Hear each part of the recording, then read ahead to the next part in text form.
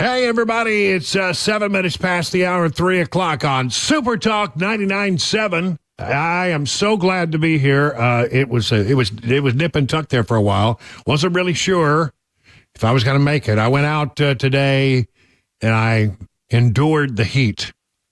I don't know what I was thinking. I put on a black shirt. No. And then I was in Lebanon, and I decided to run my car through the car wash. And then, I got out to sort of, because, the car wash gets it clean, but it doesn't really do the job. In most places, you have to, touch it up, make sure that there's no water spots on the chrome. Very important. I mean, Sure, you can't, a lot of people just drive off. I'm not like that. Now, my dad taught me better. And so I get out and I'm wiping down, the little spots on the glass and the mirror. And I'm just, by the time I got through with that, I was like, whoa, I was just like sweating. It was so hot that I immediately decided that I didn't really care about the water spots all that much. And I kind of packed it. The rear bumper, it has water spots. I just don't know what to tell you. We didn't get to it, so I got into the car and drove home. But anyway, glad that I'm here. Glad that I suffered through that near fatal exposure to heat. And now, I want you to take it easy out there because it is hot. Yep. I mean, it is just blistering hot. And again, let's have some of that. What happened to that nice weather that we had there for a while? I mean, that was good. I think we're going to get some of it back, though. I was looking at the extended forecast. I think by the, next week, I think we'll be in the low 80s again. Yeah, really? Well, I'll take that. I'll take that for sure. Through, yeah. All right. What do we want to start with here today? We will talk more about Kamala's flip-flopping. I mean, there's every day she's flip-flopping on a past position she held. And also, she's going to be doing that interview, in 28 hours, something like that, over at CNN. And we want to touch base with you and find out, what would you ask Kamala Harris if you were Dan Abash? I think I have my question, and we'll be doing that a little bit later. And then if we're lucky, as we always hope to be, about 4:35 or so, we'll be joined by Pete Hegseth, and he does the Fox and Friends on the weekend. So that'll be good. So that's sort of a lineup on the show. Settle in. I want to talk first about the assassination attempt on Donald Trump, because there are new pictures that have been released by the FBI. Now, sadly, this is radio. And we do Super Talk TV, but really, you need to see this if you haven't seen it. We have a few pictures and a bit more information from the FBI as to what they have found in their investigation. The FBI has not established a definitive motive for the shooter or any co-conspirators with advanced knowledge of the attack, said Kevin Rojek, special agent in charge of the FBI Pittsburgh field office, who told reporters during a press call that Crooks had a, quote, sustained, detailed effort to plan an attack on some event, meaning he looked at a number of events or targets. He became hyper-focused on the Trump rally in Butler when it was announced in early July. So that was the first opportunity that he had, but he'd been thinking about, doing something drastic during a big public event, and the Trump rally was the first thing that came along, is what it seemed like. He has apparently no identifiable political ideology, Rojek added. Over the month leading up to the attack, Crooks made more than 60 searches related to both President Biden and former President Trump. In late September 2023, an account associated with Crooks searched the former president's campaign schedule and upcoming appearances in Pennsylvania. Next, from April of 2024 through July 12th, the subject searched campaign events for both former President Trump and President Biden, including events scheduled to take place in Western Pennsylvania, specifically on July 4th, 2024. And he researched ballistic calculator. On July 6th, he searched for specific details about Trump's event in Butler. And of course, that was just a few days before the attack on July 13. The subject registered to attend the rally, and that same day he specifically searched for how far was Oswald from Kennedy, where will Trump speak from the Butler Farm Show, Butler Farm Show podium, and Butler Farm Show photos.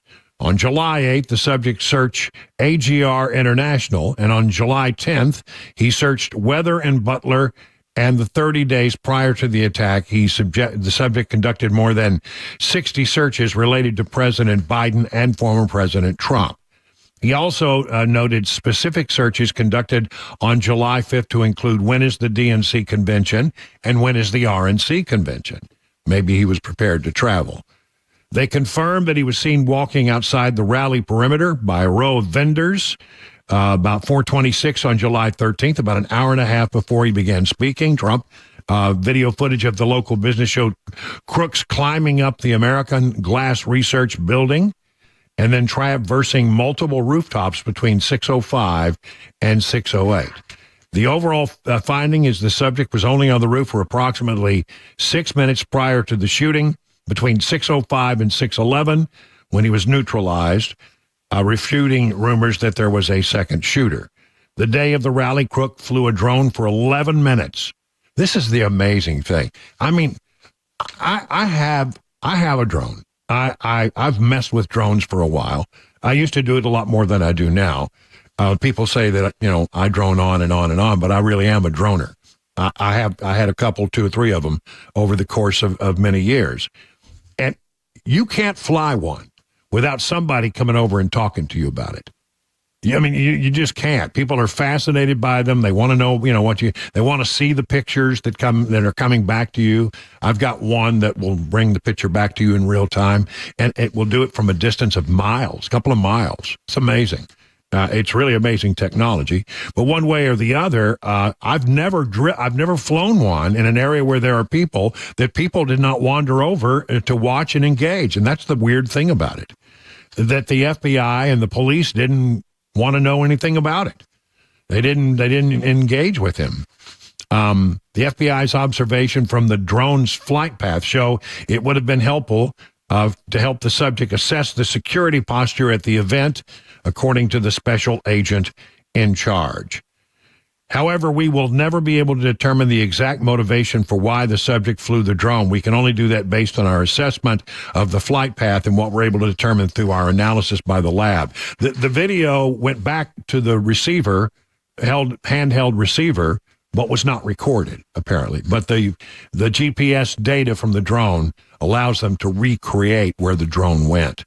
From the Associated Press, the gunman in the assassination attempt searched online for events for both Trump and President Biden, saw the Pennsylvania campaign rally where he opened fire last month as a target of opportunity. They have released photos that sort of bring a little bit more information into it. Let me see. One shows the gun, which is an AR-type gun. The other shows it broken down. It had a collapsible stock, and it may have been possible for the gun to be broken down and put in his backpack, although I've heard before saying it didn't fit, but I mean, it looks to be what he probably did. Somehow got it in that backpack. The second photo showed it broken down. The third photo shows 2 improvised explosive devices that were in the trunk of Crook's car. The FBI said the receiver for the remote detonation was in the off position and that the devices, quote, had several problems in the way they were constructed, raising questions about whether or not they were viable. The gunman had a transmitter that would have theoretically allowed him to detonate devices in his car remotely, but as I said, the receivers apparently were turned off. And they're modest, couple of boxes, and then there's like a water bottle that one, I guess, assumed contained some kind of explosive material, maybe gasoline or something else. But one way or the other, it was next to these 2 boxes. And the fourth and final photo, as I've been saying for some time now, shows how he gained access to the roof. There was an air conditioning unit, and then there were poles that went up from that air conditioning piping that went from that air conditioning unit up to the roof. And so he jumped up on the air conditioning compressor, the big square box outside, and then used those poles to shinny up onto the roof. Did not use the ladder at all. The ladder was, they have the ladder, but the ladder was not brought to the scene of the assassination attempt. So that's what we know about it. What I'm hearing is, and the way it reads to me, is that everybody wants to know what is the motive, and what it seems to be is that this individual just wanted to do something that was big and splashy. He wanted to carry out some kind of political assassination, and it turned out, it was this Trump rally in Butler, Pennsylvania, was the first thing that came through that was sort of in his area. He actually lived about 45 miles away. FBI says it's conducted 1,000 interviews, served numerous search warrants, and issued dozens of subpoenas and analyzed hundreds of hours of video footage in its investigation. One of the things that's so different about this one, I mean, you talk about the JFK assassination. And by the way, we're going to be talking more about that in a bit. But you talk about the JFK assassination.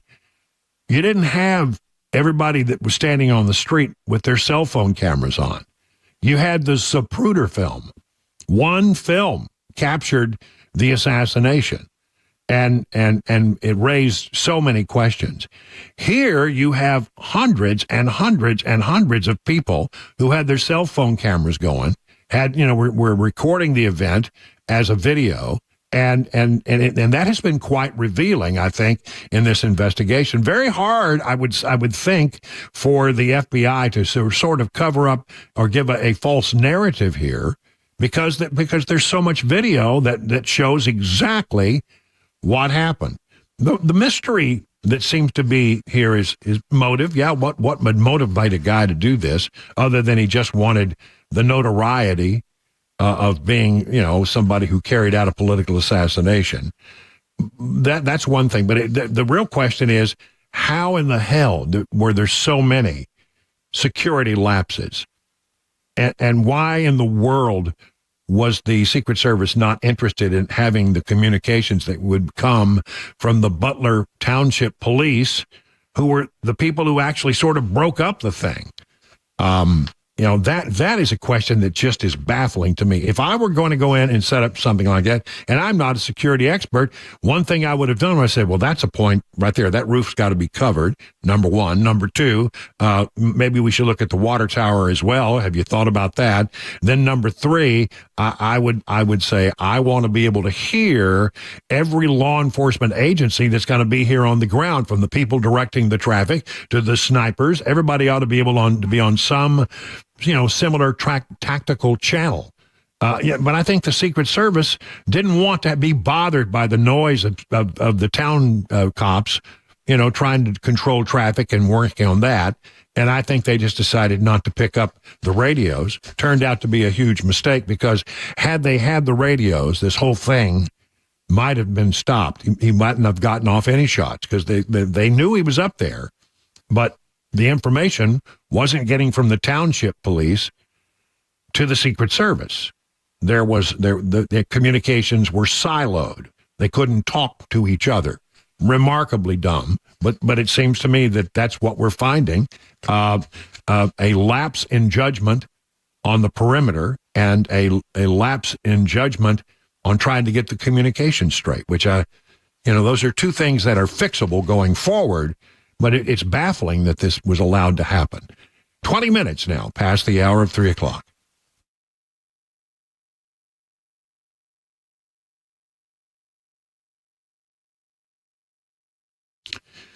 Let me talk to you about the folks over at Nashville Gold and Coin. The fact of the matter is, when you look at it, the price of gold and silver has gone up a tremendous amount in a very short period of time.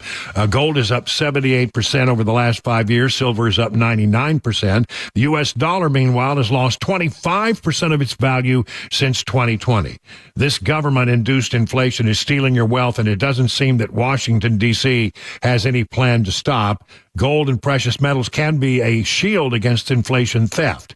It's an election year, and you'll hear a lot of promises from the politicians about their spending and how they'll do better at reining it in, but you know how it goes. That is why no matter who is in office, gold protects you from the D.C. spending sprees. And where do you go to get that protection? Well, reach out to my friends Kyle and Hannah at Nashville Gold and Coin. They will take good care of you. They will keep you informed on all precious metal opportunities. Act now and get your shield against out-of-control government spending. Go to NashvilleGoldandCoin.com and set up your appointment today. The guaranteed offer is the easiest way to sell your home. It's really simple. We bring you an all-cash offer. You close in as little as 21 days. No home inspections, no lockboxes, no open houses. Go to markspain.com to get a guaranteed offer and start packing.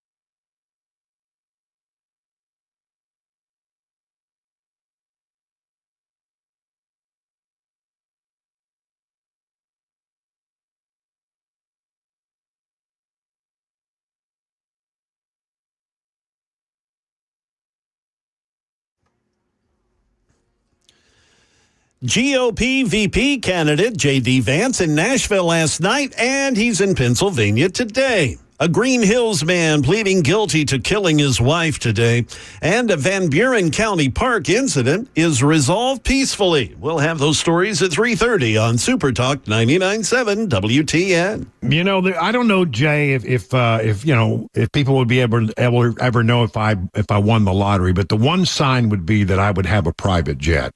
I mean, because I mean, it is. I saw Donald Trump. It's like he's in Washington, and then like an hour and a half later, he's in Detroit doing another thing. Yeah, I know, it's amazing. Yeah, to have a private jet, and just to leave when you want to leave, and just basically, you don't have to go through all of the security protocols. You just get on your jet and go. How nice would that be, huh? Yeah. Have you been on the Trump plane, the Trump jet? No, never did. Well, I have. Really? And, yeah. When did you do that? Well, during the campaign, when I was covering, I was the Charleston bureau chief for the South Carolina Radio Network. And so in 2016, during the primaries, all of the candidates are in South Carolina, as you can well imagine. Right.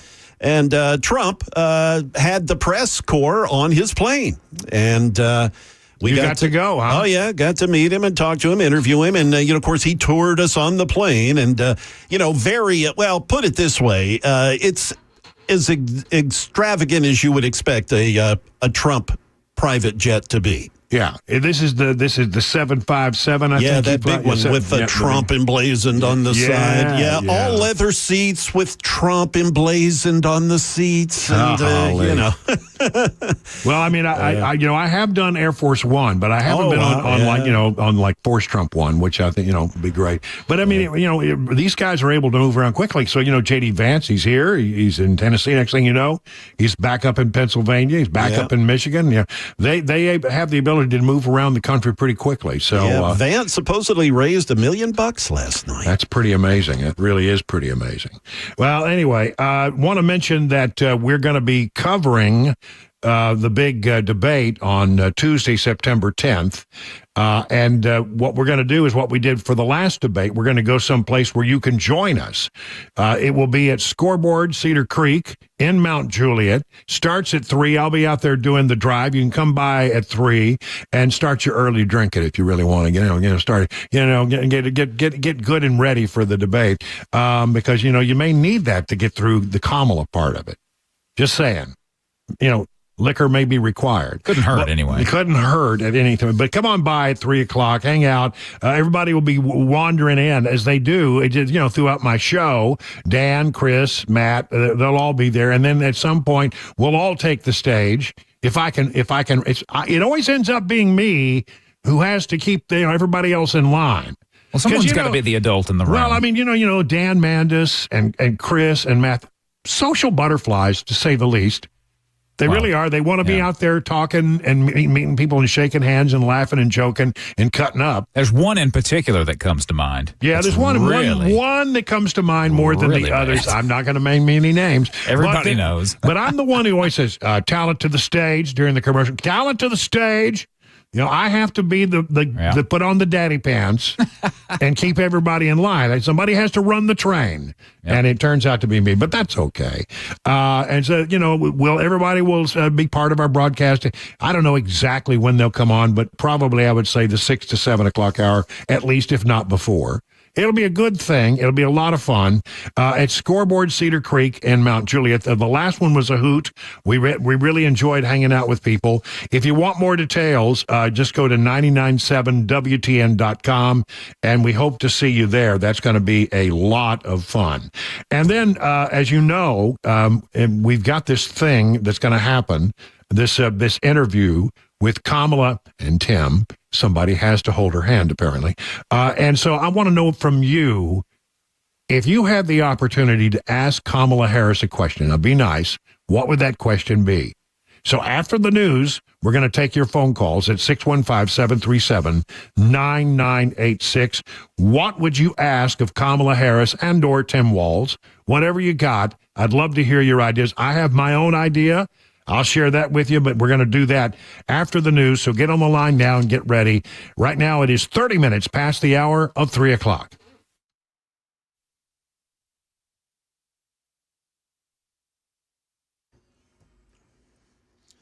Good afternoon. It is 3:30. I'm Jay Harper with your top stories. Sunshine, it's still blazing, 98 degrees. A forecast and a traffic report are upcoming. Well, we've got about 70 days to go until all of us head to the polls for the 2024 presidential election. Today, vice presidential candidate for the Republicans, J.D. Vance, he's in Erie, Pennsylvania.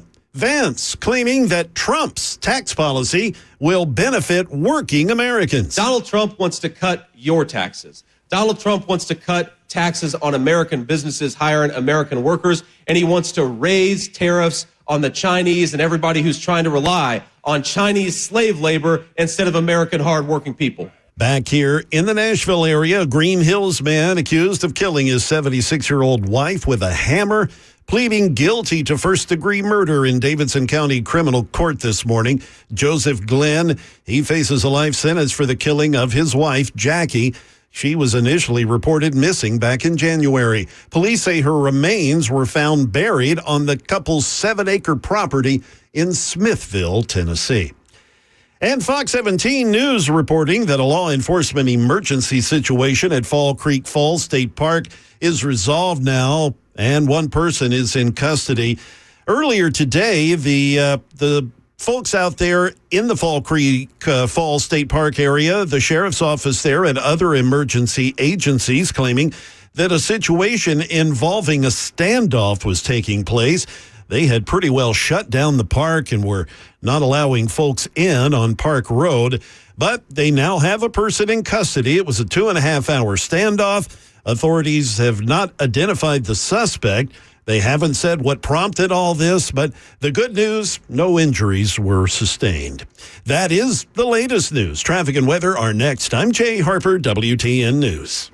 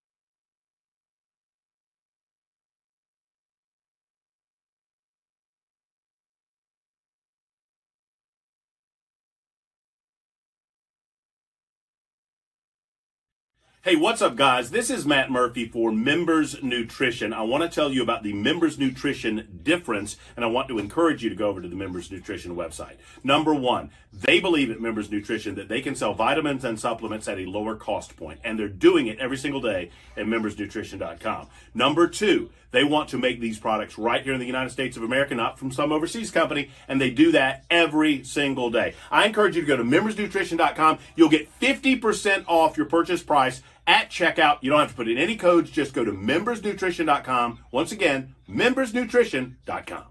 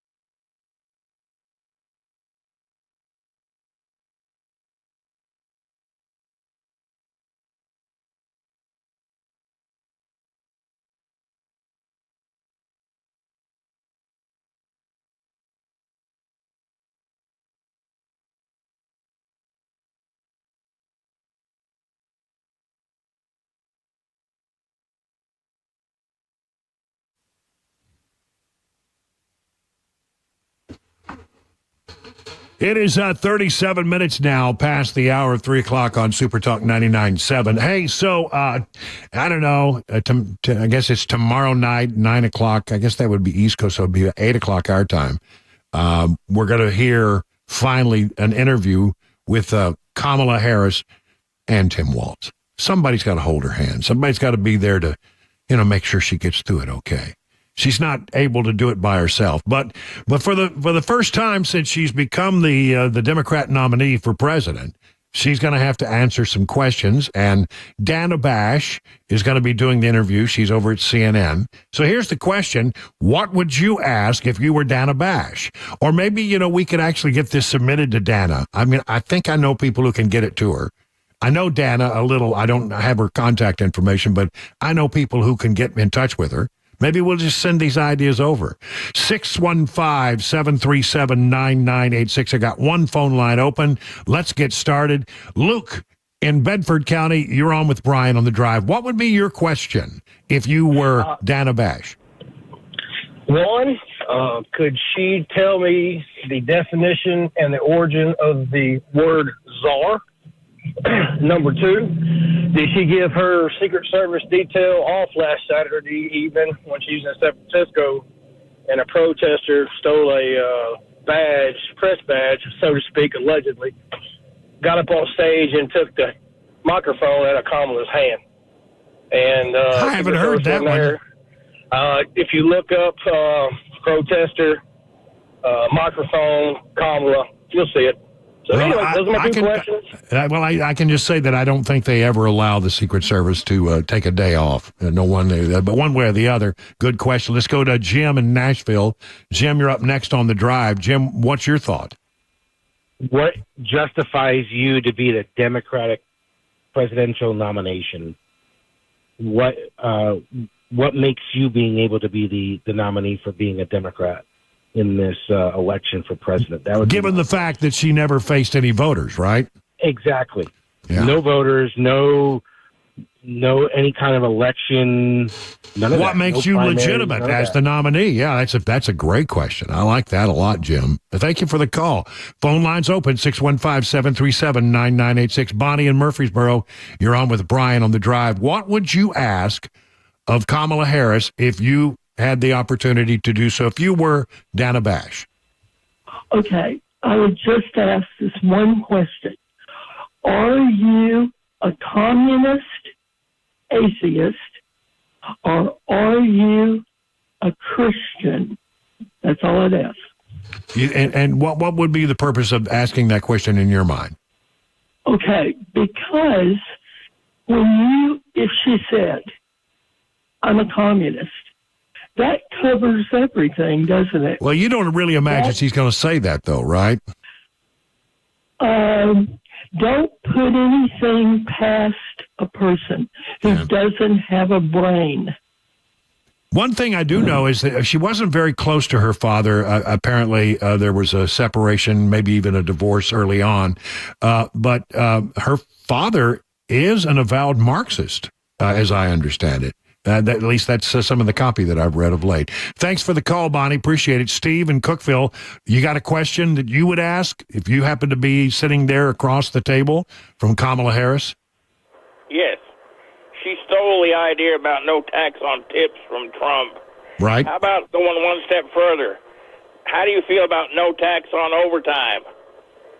That's a good one. Okay, so you want to get some real information from her, and see if you can better your situation. I like that. All right, Linda in Murfreesboro. What would you ask if you had the opportunity? Well, a couple of things, Brian. First, I would ask her why she thinks she's qualified to be president of the United States. And next, I would like to make a suggestion for the Trump campaign theme song. Mm-hmm. I think the Hank Williams Jr. song, Keep the Change, fits pretty much the mood of the GOP. All right. I don't think I know that one. I'll have to go back and listen. I'm a big fan of Hank Jr., though. All right. We go to Matt in Nashville. Matt, you've got the opportunity, theoretically, to ask a question of Kamala Harris. What would it be? Hi there. Thank you. Yes, if she and Tim are so good at working together, I'm curious, since he's a football coach, what if they were to inherit like the Washington Redskins? Would they be able to take them to the Super Bowl?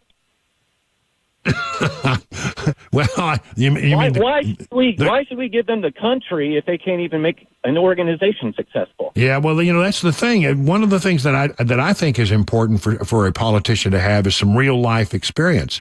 What is her real life experience? There's nothing that she's done. She's gone to college at Berkeley. She became a lawyer, had a hard time passing the bar, but eventually became a certified lawyer.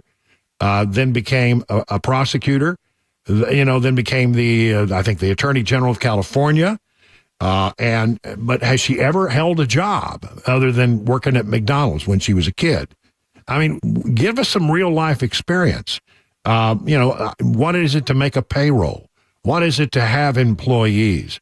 What is it to run a business? I think to me, those are bigger qualifications than, I served in government, but have no real practical, real-life experience.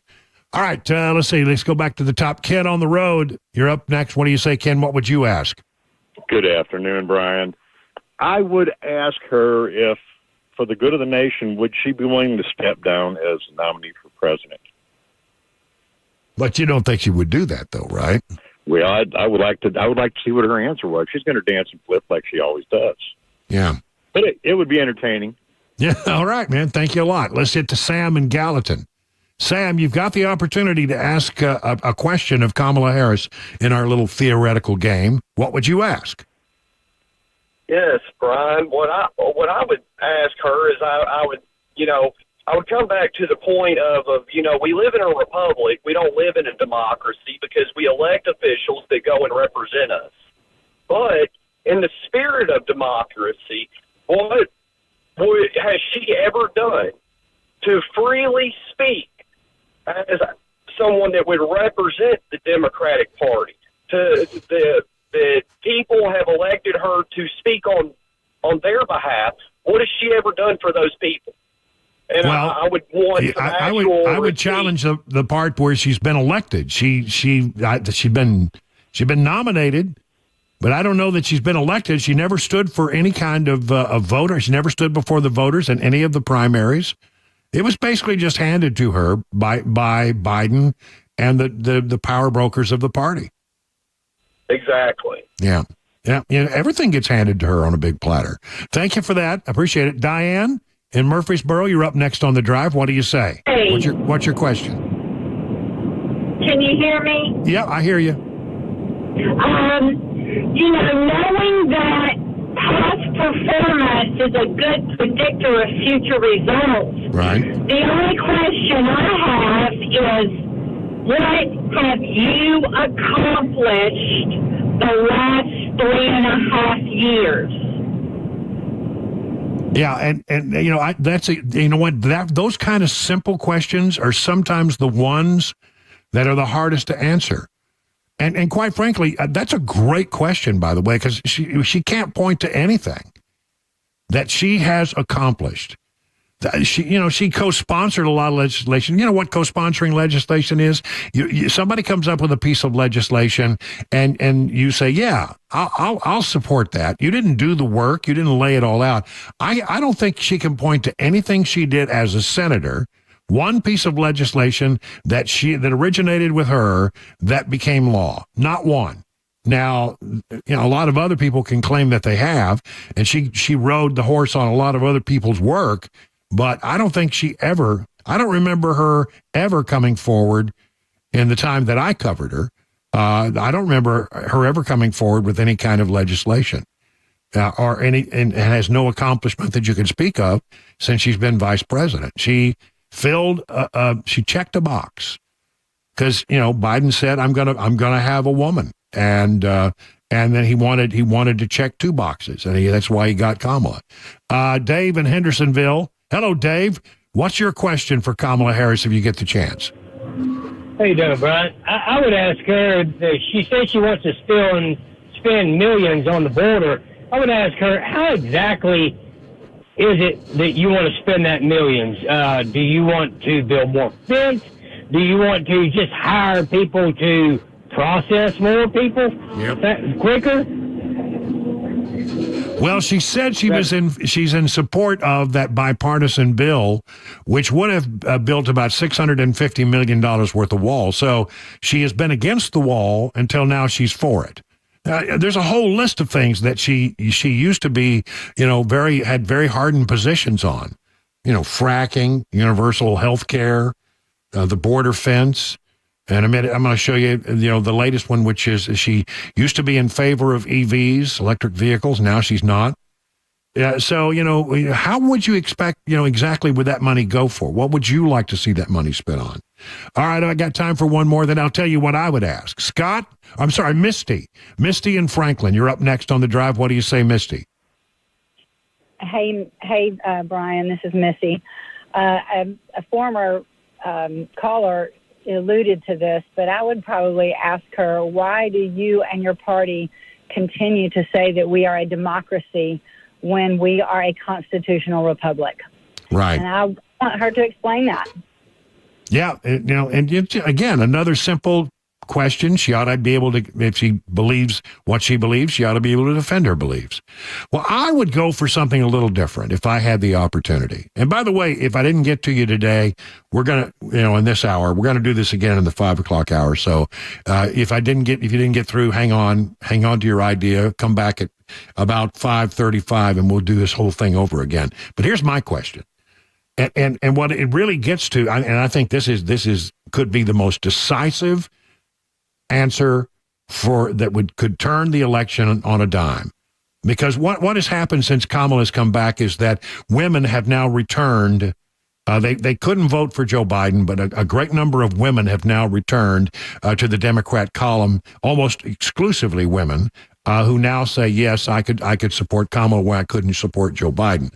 So if the idea is we got to get those women back, there's only one question. Who are these women? Many of them are soccer moms. Many of them have girls who play athletic sports. Many of them have strong feelings about, protecting their children.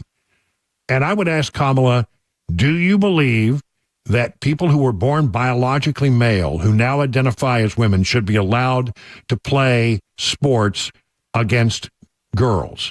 That's the one right there.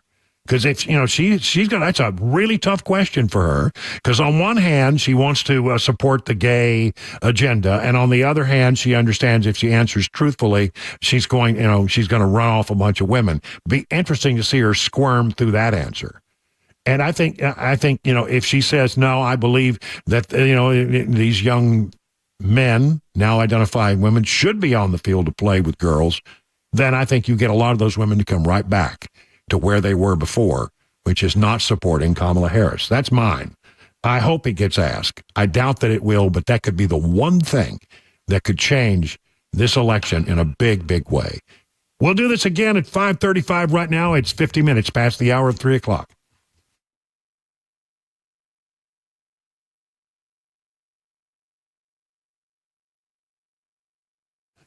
Let's talk about my friends over at Restoration Wellness and Med Spa. These are very good people. They will help you achieve your weight loss goals. They're the leader in weight loss management in Wilson County. Call Restoration Wellness Team today at this number, 615-470-8124, or visit them at their website, restorationwellnessmedspa.com, to book a consultation today. Now, you're going to meet my friends Carly and Jamie, who own the place. They will take great care of you. They will treat you like you're one of their own. And I can speak from experience because I go there. And I'm actually down about 25 pounds. You can be a part of the 1,000 patients who have already seen life-changing results from the weight loss management program. Now, weight loss can help you in a lot of ways. It can help your energy levels. It can improve your quality of sleep and enhance your overall health. Not one size fits all. These are customized treatment plans. So whether your goal is to lose stubborn body fat or improve your overall health, Restoration Wellness will have a solution for you. Learn more by going to their website, restorationwellnessmedspa.com. Hey, it's Dan Mandis, and I am so glad that California Closets has fixed my closet catastrophe. After exact measuring and planning, they came over and got to work.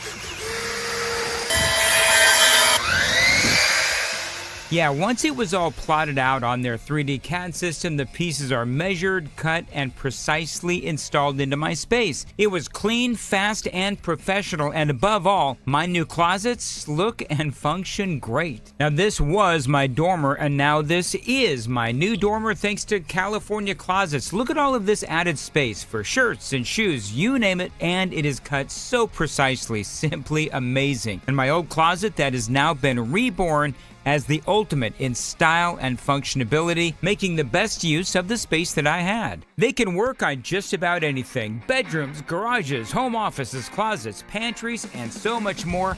Find them online, CaliforniaClosets.com, and see what they can do for you. You can schedule a free design consultation. Mention my name, CaliforniaClosets.com.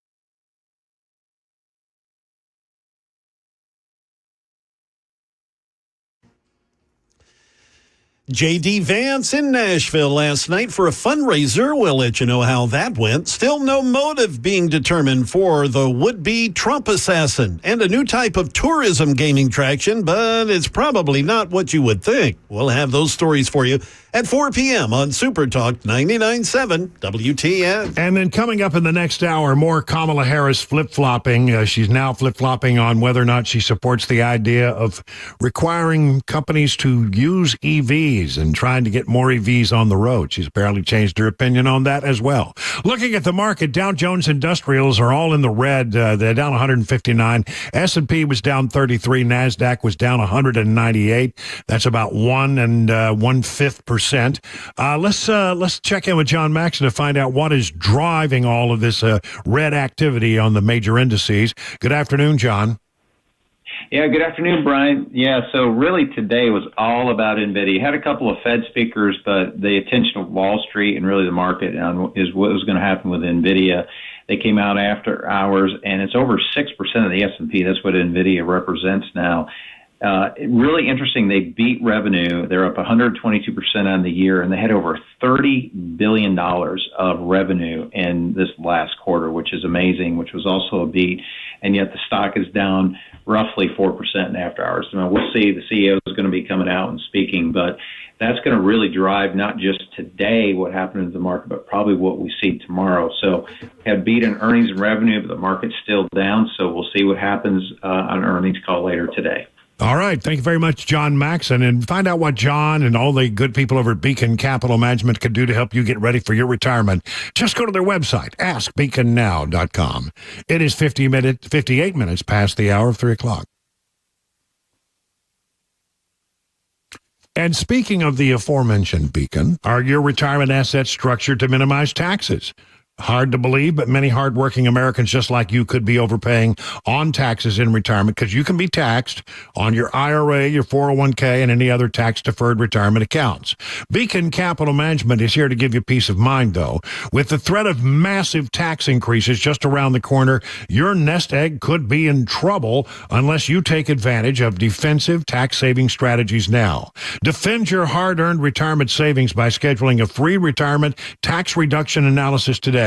No cost, no pressure, no obligation. If you've saved more than $250,000 for retirement, don't wait any longer. Schedule your free retirement tax reduction analysis from Beacon. Just call them at this number, 615-488-9303, or visit askbeaconnow.com. Hey, what's up, guys? This is Matt Murphy for Members Nutrition. I want to tell you about the Members Nutrition difference, and I want to encourage you to go over to the Members Nutrition website. Number one, they believe at Members Nutrition that they can sell vitamins and supplements at a lower cost point, and they're doing it every single day at membersnutrition.com. Number two, they want to make these products right here in the United States of America, not from some overseas company, and they do that every single day. I encourage you to go to membersnutrition.com. You'll get 50% off your purchase price at checkout. You don't have to put in any codes. Just go to membersnutrition.com. Once again, membersnutrition.com.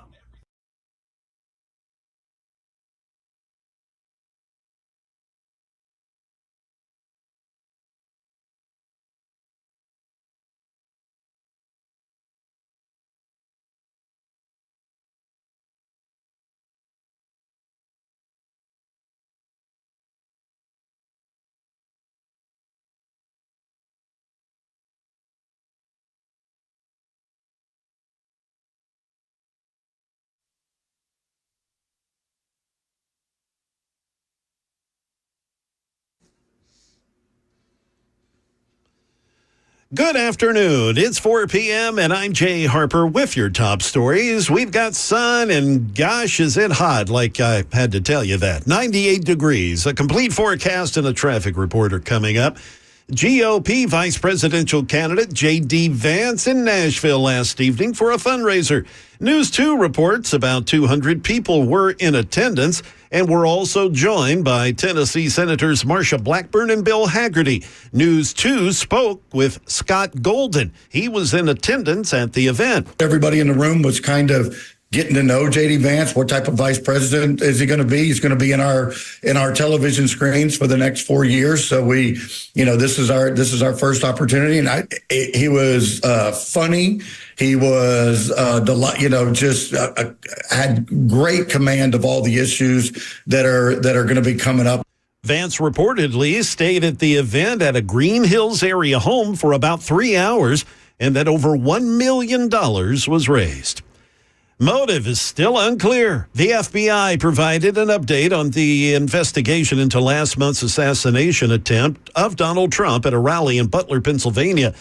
During an on-the-record call with reporters today, Special Agent Kevin Rojek said an analysis of the shooter, Thomas Crook's online activity, has helped them get somewhat of an insight into his mindset, but they still haven't been able to get a clear motive yet. We saw through our analysis of all his, particularly his online searches, a sustained, detailed effort to plan an attack on some events, meaning he looked at any number of events or targets.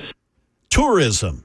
Crime tourism? Yeah, that's become a thing. It's a major problem for cities nationwide. It's the practice of typically Chilean thieves who come into the U.S. on easy-to-get tourist visas, and then they burglarize high-end homes. Officials in L.A. say they've dismantled a business that was actually providing these thieves with transportation and help. Here's ABC's Alex Stone in Los Angeles. When so-called crime tourists arrive in the U.S. to commit burglaries, they need a car and directions on where to go. State and federal prosecutors say the owner and workers at a car rental company that catered specifically to providing cars to crime tourists did just that. Ventura County DA Eric Nazarenko says that car rental company has been, in essence, the Hertz rental car business for thieves. He says a company would rent high-end cars that fit into the neighborhoods the groups are burglarizing. That is the latest news. Traffic and weather are next. I'm Jay Harper, WTN News.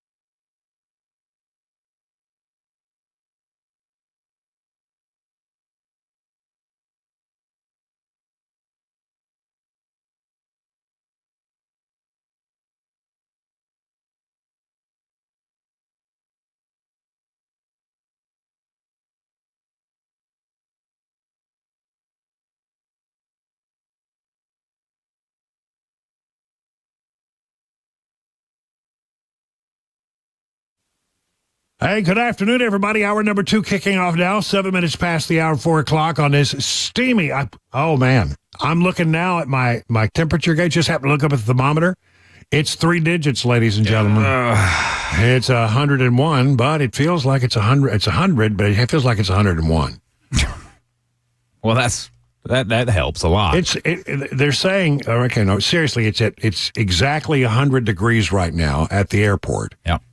And they say it will probably go to 101. That's brutal. I mean, it was really, really intense when I went out earlier today. So I know if you're out there working in it, you've got to pace yourself. You know, take along your big tumbler full of, like I do. I got my big Buc-ee's tumbler here. Even though I'm on the inside, I want to try to stay hydrated. It's important. Yeah. It's another day and another Kamala Harris flip-flop. Let's just go back and change. I don't think I can keep up with all of them. But here's number one. We know that she's been for fracking, and now she's been against fracking. Now she's for it.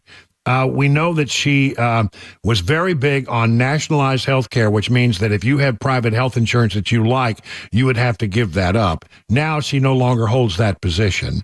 Yesterday, we told you in great detail how, she was against the fence, had nothing but ugly things to say about the fence, said it was Trump's vanity project, medieval vanity project, went on to say that, he claims that we need a border wall because it keeps out the potential terrorists.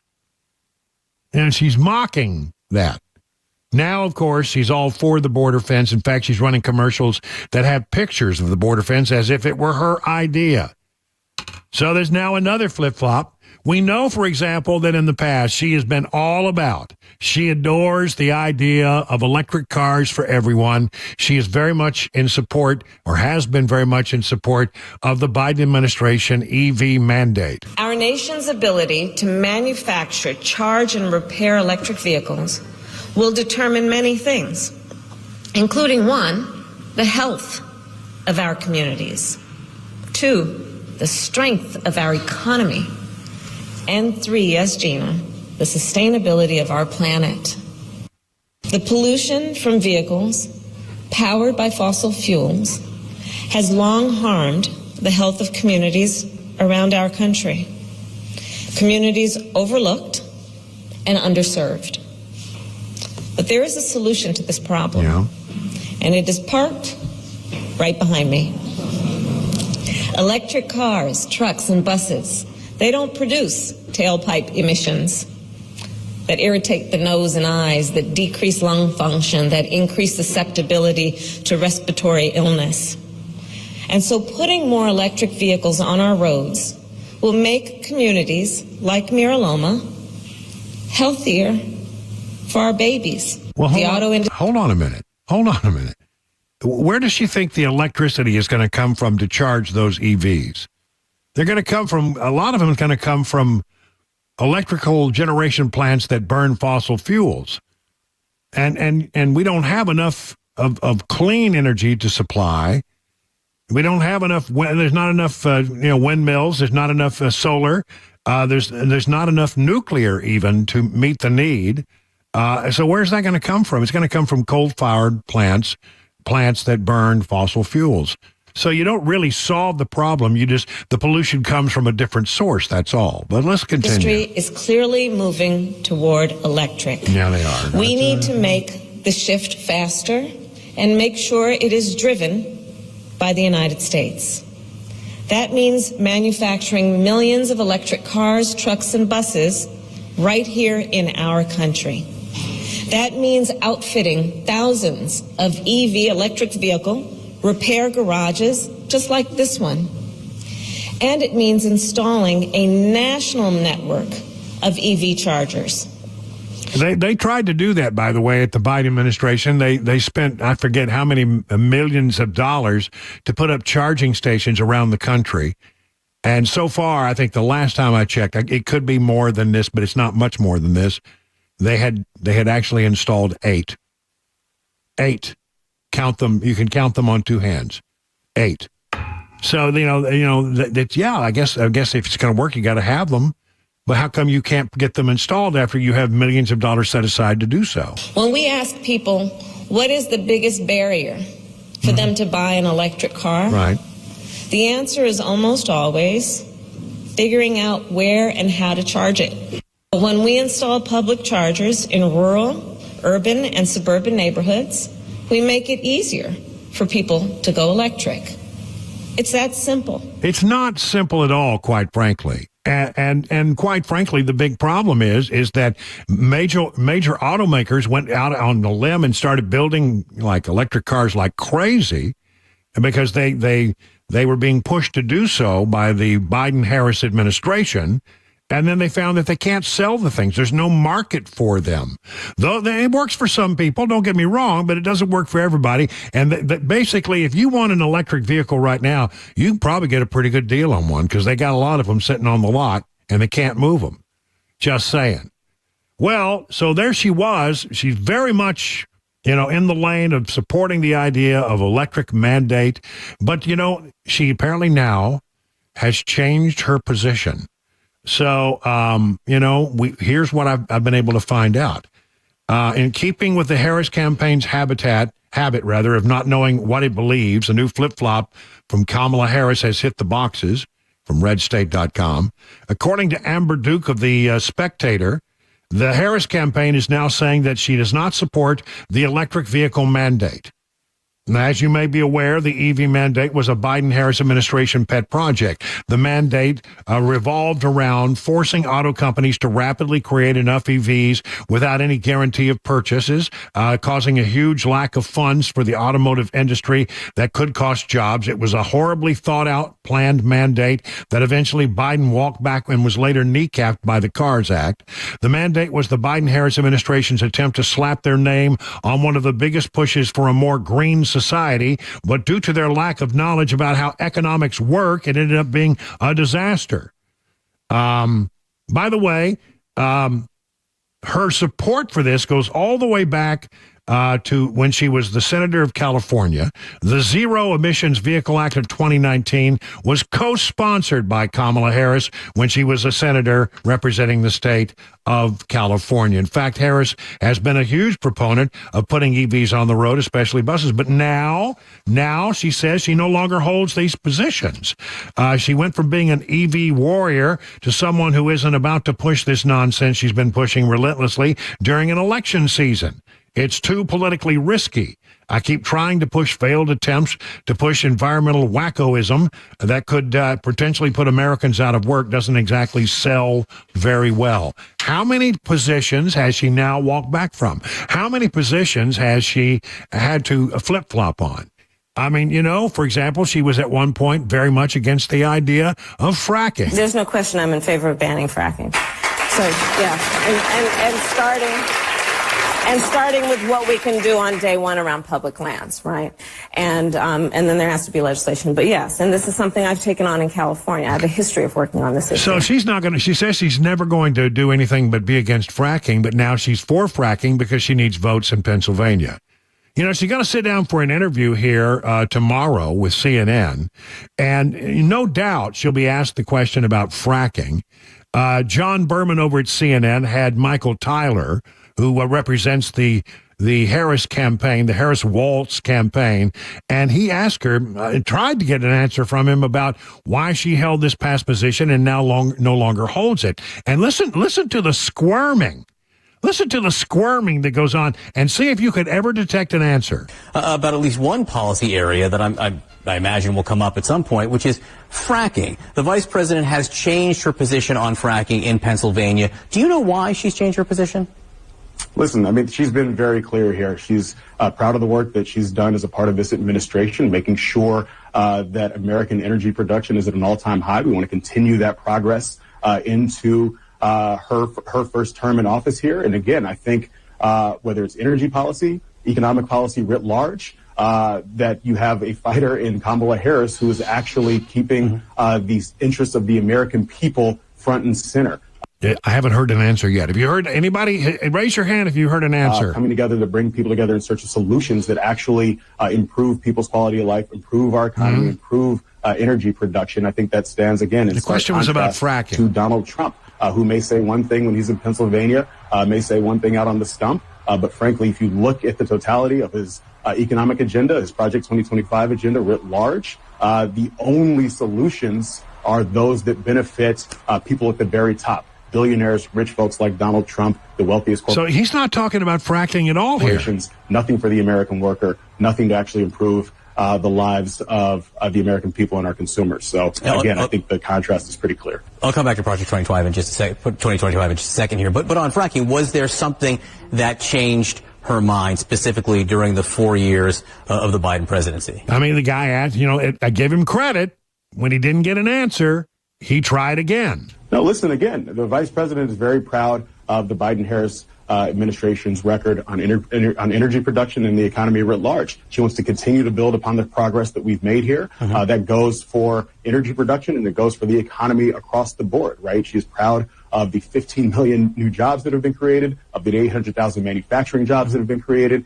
She wants to continue that work, and not just on energy production, as she laid out a couple of weeks ago in North Carolina, the work that we're doing to lower costs for folks, right? It's about job creation, but also about making sure that we're lowering costs for the American people, whether that's groceries, whether that's energy production, whether that is the cost of housing, both for renters and for buyers. You have one candidate in this race who is actually focused on finding solutions, bringing people together, and you have another candidate who is focused on exacting a dangerous and extreme ideological Project 2025 agenda, and that's Donald Trump. So he never got an answer.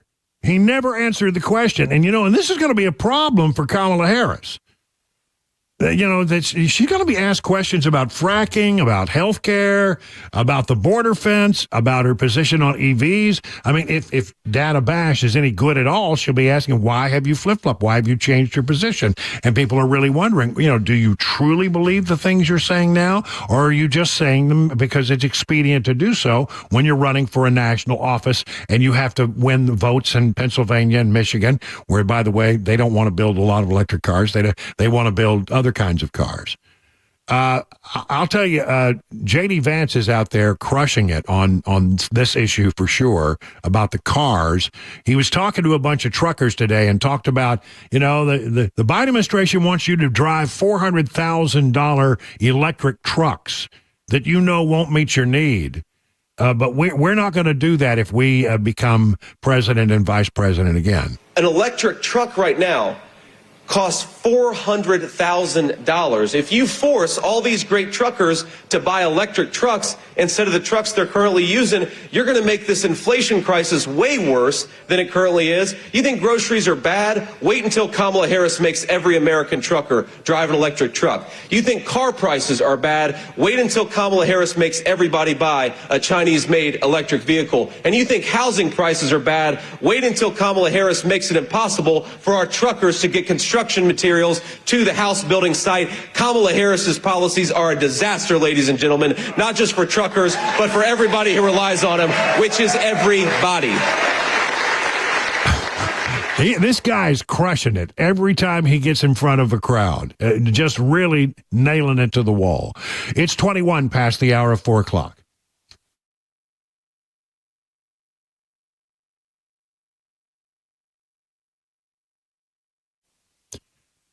There are no pills or spinal creams that will take care of the problem of back pain. If you have real serious back pain, that is very likely pressure on your nerves. And to solve that problem, there are just a couple of choices. One, it involves surgery. The other is non-invasive spinal decompression. I chose non-invasive, non-surgical spinal decompression at the Wellness Institute of Nashville. They're state-of-the-art facilities. They have high-tech equipment, and they offer the latest non-surgical techniques and procedures. Getting better is important, so Dr. Kevin Mitchell and Dr. Ashley are offering half off spinal decompression treatment and half off the KT knee machine treatments. That's sort of like spinal decompression for the knee. And if you're a new patient, here's the deal. You'll get an exam. They'll take an x-ray if they need to. They'll consult with you about the best course of action, and you will receive your first treatment, and all of that will only cost you $23. And after that, remember, the non-surgical procedures are half off. I'm Brian Wilson, and I put my stamp of approval on the Wellness Institute of Nashville, so call them today at 615-246-5009. Learn more at painisbad.com. The guaranteed offer is the easiest way to sell your home. It's really simple. We bring you an all-cash offer. You close in as little as 21 days. No home inspections, no lockboxes, no open houses. Go to markspain.com to get a guaranteed offer and start packing.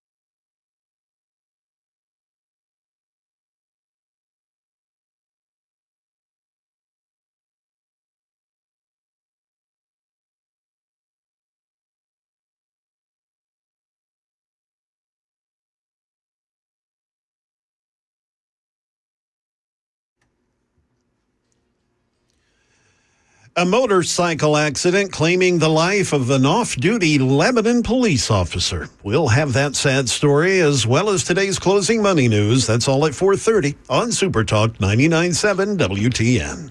That's Jay Harper in the newsroom, making sure that all of the news is covered. If the news breaks out, he will fix it. If we break it, we'll fix it. That's right. And then there's Chris Weber in the control room behind the glass, pushing the blinky buttons, making sure that I am under control, which is a full-time job. Here is a good question. Who's running the country right now? I mean, we don't really have a president, it would seem. From the townhall.com, President Joe Biden left a week-long California vacation Monday and headed back to the East Coast. His destination wasn't Washington or the White House. Instead, he's back in Delaware for an additional 2 weeks at the beach. His schedule remains blank after receiving the president's daily brief. That's it. According to Emily Gooden, who was on scene as he exited Air Force One in California on Tuesday morning, he needed a boost from the Secret Service agents to get into his SUV, and he looked like he was visibly shaking. Wow. Something happened. And they're not being honest with us about this. The call time for reporters in Rehoboth, which is in Delaware, where he is now, where Biden is staying at his beach house, was pushed to 11 a.m. Tuesday morning. I've never seen it pushed that late. So nothing will happen before 11 a.m. Don't rush over here because, don't rush to the workspace because nothing's going to happen. Karine Jean-Pierre missing in action, has no planned briefings on the schedule. National Security Council spokesman John Kirby held an on-the-record gaggle with reporters Monday where he was pressed on Biden's whereabouts by my friend, I assume it's James Rosen, the way it's James's language for sure. The president's public comportment and the paucity of events on his public schedule, as on this very day, have fostered a public perception that Mr. Biden is increasingly disengaged from the presidency. That's absolutely, James. Time and time again, the question I'm hearing from members of the general public, and to which I put to you here, Admiral, is who is running the country? President Joe Biden, said John Kirby. Is he a ceremonial figure in some sense at this point? Kirby. James, now, you know better than that. I mean, my goodness, he talked to Prime Minister Modi today. He had calls with leaders in the region and in Europe, President Zelensky last week. He monitored in real time what was going on over the weekend. I mean, come on. The president is on vacation, but you can never unplug from a job like that, nor does he try to.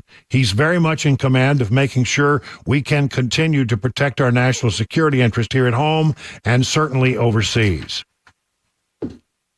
I don't know that he is in charge. I think the White House and the country is being run by staff. And it's very scary that we don't have a president. I'm also, I had not seen the pictures of him getting on and off the plane, but, there's always a group of reporters that travel with the president on Air Force One. I've done it many times, and it is just standard operating procedure. And about the only time you get to see the guy is when he walks onto the plane. And in that one brief moment, the one thing that they notice is he needs to be loaded into the car. We've seen that before. And he looks so shaky that he barely made it up the steps. And we have seen that before. What are they not telling us about our president? I think we have a right to know about that. Absolutely have a right to know about it. He's on the beat. Now, it is true that everywhere a president goes, he's got access to everything he needs in communications to talk to anybody in the world, to issue any order that he needs to issue. But I'm more worried about his state of mind. Does he have a true and honest awareness of what's going on around him? Can he take complex information, decipher it, and make a very important national security decision should it come to that? Is he prepared to do what needs to be done, or will they have to rely on staff? All I see pictures of him asleep on the beach, and now apparently there are pictures of him as he shakily tries to get onto the plane and has to be loaded into the car. I think it's a fair question. Do we have a president of the United States right now? 30 minutes now, past the hour of 4 o'clock.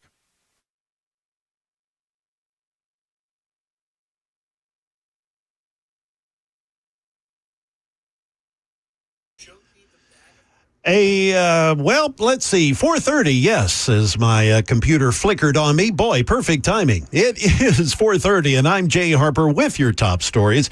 We've got plenty of sunshine. We're still toasty at 98 degrees. A complete forecast and the latest traffic report are on the way. Well, yesterday at this time, you may recall, we were telling you that Lebanon police had shut down Aviation Way for an extended period of time there in Lebanon due to an accident. Well, officials later confirmed that an off-duty Lebanon police officer was killed in a motorcycle crash in that incident. The department confirmed that Officer Brendan Myers was killed in that mishap. Myers was a 3-year member of the Lebanon Police Department.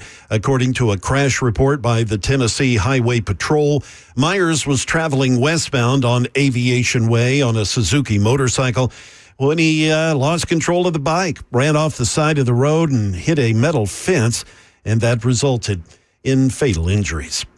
Now let's turn to today's closing money news with Daria Albinger. From ABC News, Wall Street now. Stocks did a midweek retreat from this week's record highs. Dow closing down 159 points, the S&P losing 34, and the Nasdaq down 199 points.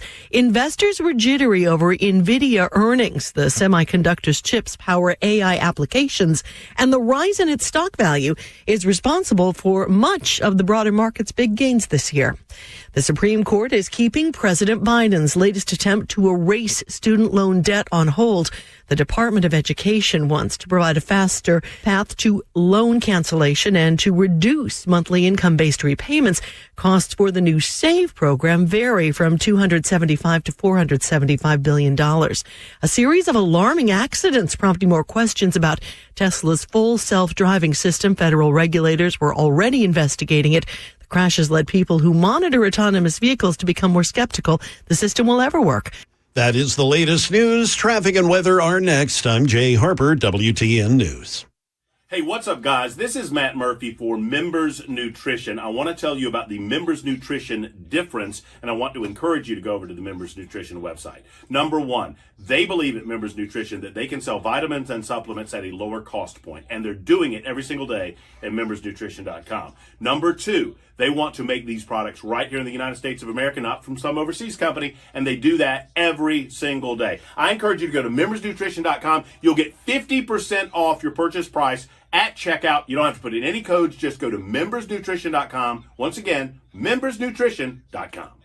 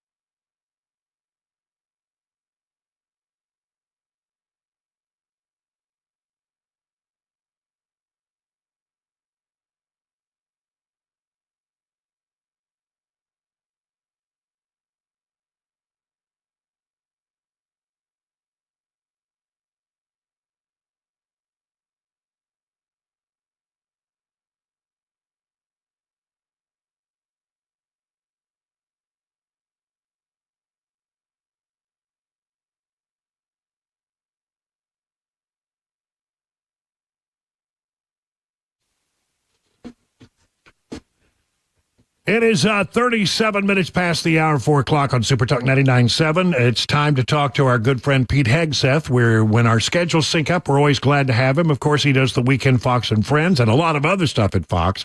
And when he's not doing that, he's right here in Middle Tennessee as a resident of Sumner County. Good afternoon to you, Pete. Are you surviving the hot weather? Oh, my goodness. You know, what a pump fake last week. I'm hearing from neighbors that's how it works. Tennessee fools you into thinking it's fall, and then they hit you with 100 degrees. I know. 101 just a minute ago, yeah. Okay, good. I'm glad you're there. By the way, I want to just mention that you're going to be doing you're going to be the big guest speaker at the TFA events on the 7th of September? Yes. Yeah. Yep. Talk a little bit about what you're going to be discussing. I'm going to be there, by the way, so we'll catch up. I look forward to seeing you and seeing everybody there. I'll be there by 10 o'clock. I know the formal event doesn't start until around 11:30, or at least my speaking portion. So if you're in town, please do come on by. Yeah, the Tennessee Firearms Association is the gold standard for the Second Amendment in Tennessee, and this is their annual meeting in Nashville. And you can go to their website. There's still tickets available. I hope you'll go. And what I've learned is they know, the tricks that are played in Nashville at the Capitol as to make it look like Tennessee has complete freedom on the Second Amendment, constitutional carry. Tennessee frequently listed as that, but has never had a full doctrine of actual, real, robust, rights-first constitutional carry. And so that's a lot of what we're going to discuss is how did we get there? What does that really look like? How do they camouflage it as something that is? And then just how do we help advocate more robustly for even more additional rights? Because there's a lot of confusion. Even when I got here, some people said, oh, you don't need a permit because it's constitutional carry. And then a couple of my other folks have said, no, hold on. You want to get an enhanced carry permit because that's the closest thing you have to covering it. So it's just, I think, Tennessee is wonderful, but I want to be a part of help making the Second Amendment even stronger. And so I'm honored to be there. All right, good. And I would imagine, if I know you, that there might be a possibility to have a book purchased there of your new book. I would imagine. I believe there will be books on sale there, too. You know how we roll. Come on. Yeah, that's all right. Well, no, that's good. That's good. I'll get mine there and get you to sign it. All right, moving on. We've got this big, finally, there's going to be an interview. It's going to be over there at CNN, which I know is your competitor. Dana Bash is going to be asking the questions. I don't know how you felt about it. I thought she handled the debate that was with Jake Tapper. I thought that was pretty up the middle, as CNN goes. So maybe we'll get some hard questions. If you had the opportunity to ask questions of Kamala Harris, what would your first question be?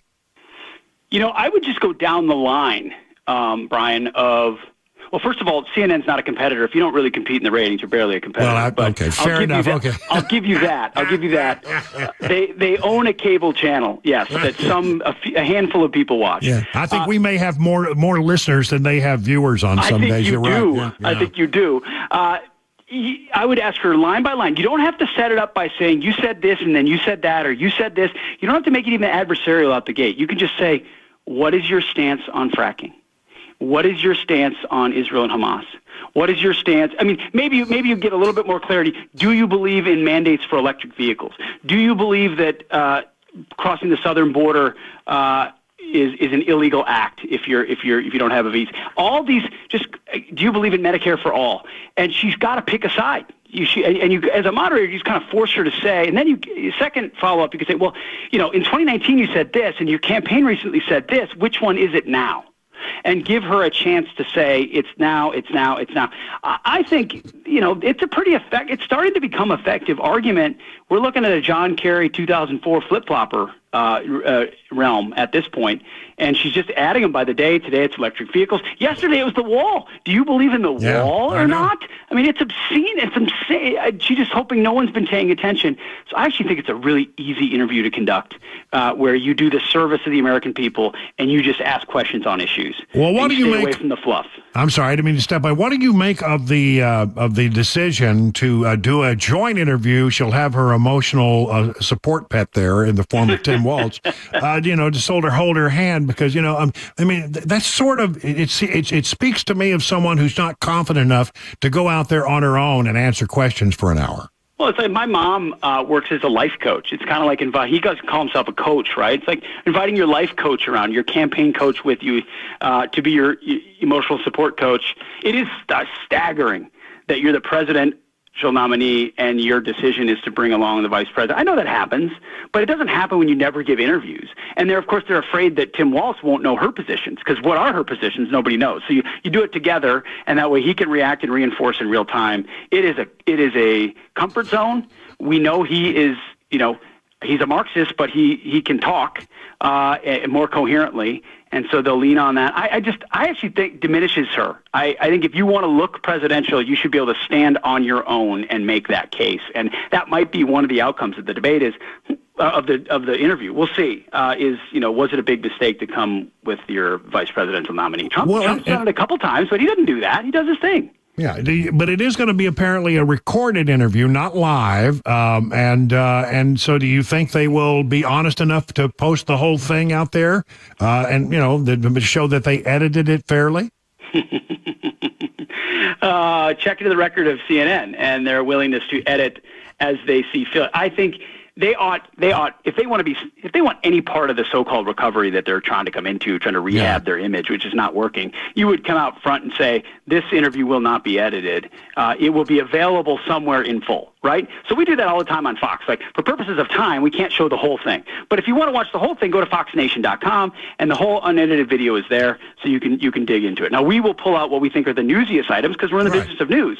But ultimately, that's the type of thing CNN, I think, ought to if they believe in credibility, but beware. There might be some selective editing. You never know. They're all bugs. Yeah, I think it'll be interesting to see whether they post the whole thing or not. Now, the other thing about this is that this is something that she promised to do before the end of the month. She's squeezing it in before the end of the month.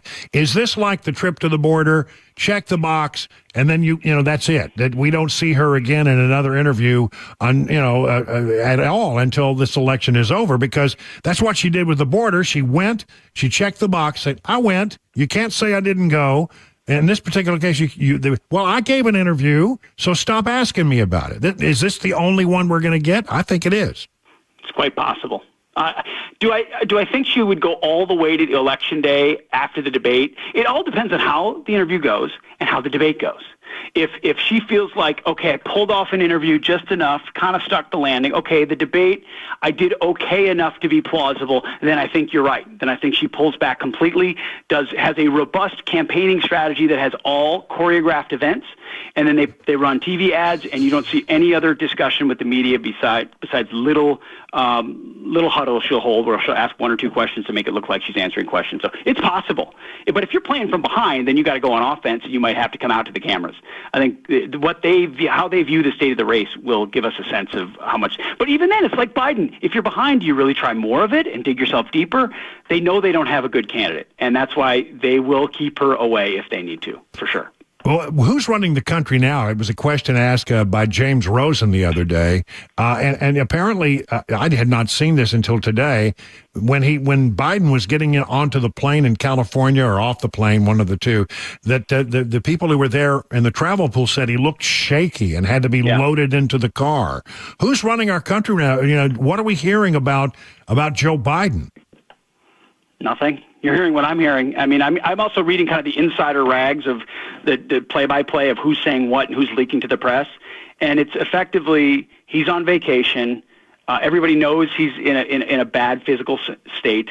He's not going to do anything about it before the election or renege early on his presidential title. But it's on autopilot. That's my thought. Right now, it is on, because it's full campaign season. Washington is becoming a ghost town anyway. He's simply conceding to the reality that everyone knows that he's not capable of the job. I wish we had a system that actually analyzed that, whether you were capable. We don't. I don't know. I mean, the chief of staff, maybe, individual secretaries of their departments, it's on autopilot. It's a really scary moment. And I don't have an answer for you. I don't know who's in charge. It's not Joe Biden, and it's not Kamala Harris. Yeah, it would seem. That's the thing that I think concerns me most. Okay, so your sense of how the other side is doing. The numbers have tightened. I'm not too worried about the numbers because I don't think that I think they're sugar high. I think these numbers are not real and reflect maybe some enthusiasm that caused the numbers to look better for Kamala than they normally would be. I don't think that's going to last long term. But what do you think about how the Trump and JD Vance thing is going? JD seems to be crushing it everywhere. Every time I hear him speak, he's just nailing it to the wall. He was really good today. I heard him on Fox talking about EV mandates and what it would do to trucking and manufacturing and industries. He was really on message and on point. I mean, listen, the media does what it does. They tried to knock him off his rocker with all the childless cat lady stuff and bringing this, and I've tried to characterize him so his negatives are not great, but most of it is based on a caricature, and I think he's hit his stride very well. Yeah. I think Trump's hit his stride. I think going after all these flip-flops and pointing out her absence from the trail over time does damage. And so the honeymoon is definitely over. The fawning nature, it will never stop with the legacy media, but and this debate is going to be a defining moment. I look forward to talking to you before it. It's going to be we thought the Biden-Trump one was important, and boy, was it, because Biden was out of the race 2 weeks later. We'll see how much this shakes up the race, too. But I think they're hitting their stride, and I think sticking to policy, not policy contrast. You got to define your opponent, and they're defining their opponent as a radical who will flip-flop to serve her own purposes, and that's correct. Yeah, listen, it's going to be I think the debate is going to be the defining moment of this campaign, and how the debate goes may well determine how the rest of the campaign goes. It's going to be a moment that everyone will be watching. Well, listen, Pete, it's always a pleasure to have you on board. We look forward to seeing you in person out there at the TFA event. Yeah, I'll see you next Saturday at the TFA event, and I'll talk to you Wednesday before. Okay, I'll be the tall guy standing next to a really pretty blonde lady. Deal. All right, 50 minutes now past the hour of 4 o'clock.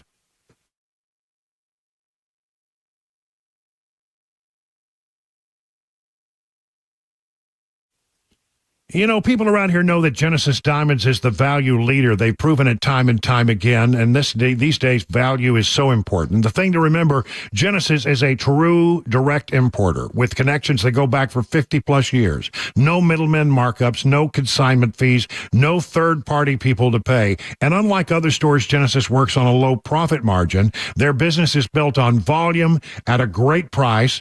And by the way, return business, so they don't have to make a killing on every sale. It's the opposite of what you've come to expect at jewelry stores. But one thing people here really love about Genesis is that it's where you can get her a better ring, a designer ring, a handcrafted ring that reflects how you see her. While other stores sell knockoff rings or crappy overseas rings, at Genesis you can get her the stunning designer ring made in America by the top designers, rings that are made to last. Bottom line, she will proudly show off a Genesis ring because it won't be a mass-produced ring. It'll be something unique, something amazing. And that's what Genesis specializes in, combining the best diamond value with the best quality ring to give you the total package with a free lifetime warranty as well. Genesis Diamonds, where luxury and value comes together every day. Check them out, Green Hills and Cool Springs. And don't forget about the incredible collection of amazing luxury pre-owned Rolex watches as well. The guaranteed offer is the easiest way to sell your home. It's really simple. We bring you an all-cash offer. You close in as little as 21 days. No home inspections, no lock boxes, no open houses. Go to markspain.com to get a guaranteed offer and start packing.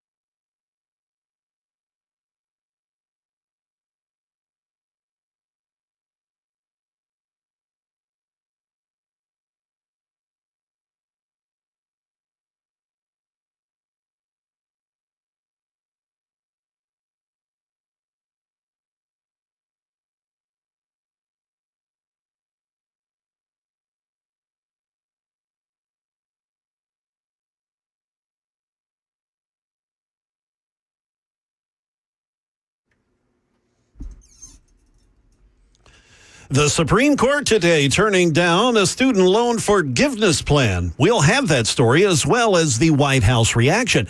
And if you're going to vape on the McGavick High School campus, you need to make sure you don't have drugs and a stolen gun in your car. We'll have those stories at 5 o'clock on Super Talk 99.7 WTN.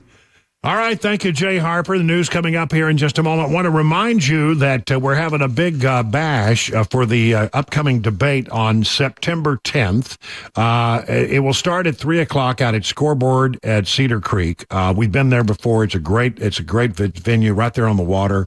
Lovely to come by, have a drink, have a burger, have some food, and hang out with the people who see the world the same way you do as we watch the Trump-Harris debate. And listen, again, I'll start at 3 o'clock. Come on out early. And then at some point along the way, Dan, Chris, Matt will join me, and we'll all be there together. Hail, hail, the gang's all there. You definitely want to be Mount Juliet, Scoreboard, Cedar Creek, September 10th. Be there. You can get details at 997WTN.com, and we absolutely hope to see you there. 57 minutes now past the hour.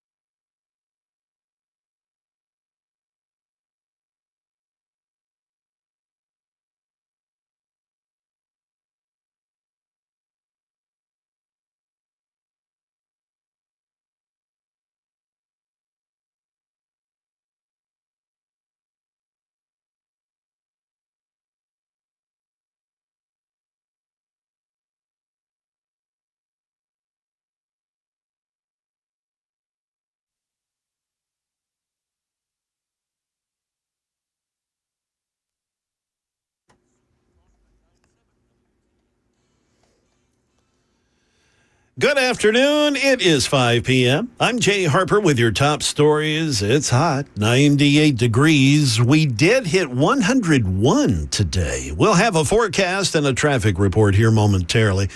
The Supreme Court has turned down a Biden administration request to allow a student loan plan to go into effect while legal challenges play out. ABC's Stephen Portnoy has more. It's a rejection of a last-minute attempt by the Biden administration to save the student loan relief plan called SAVE while it's being challenged in lower courts.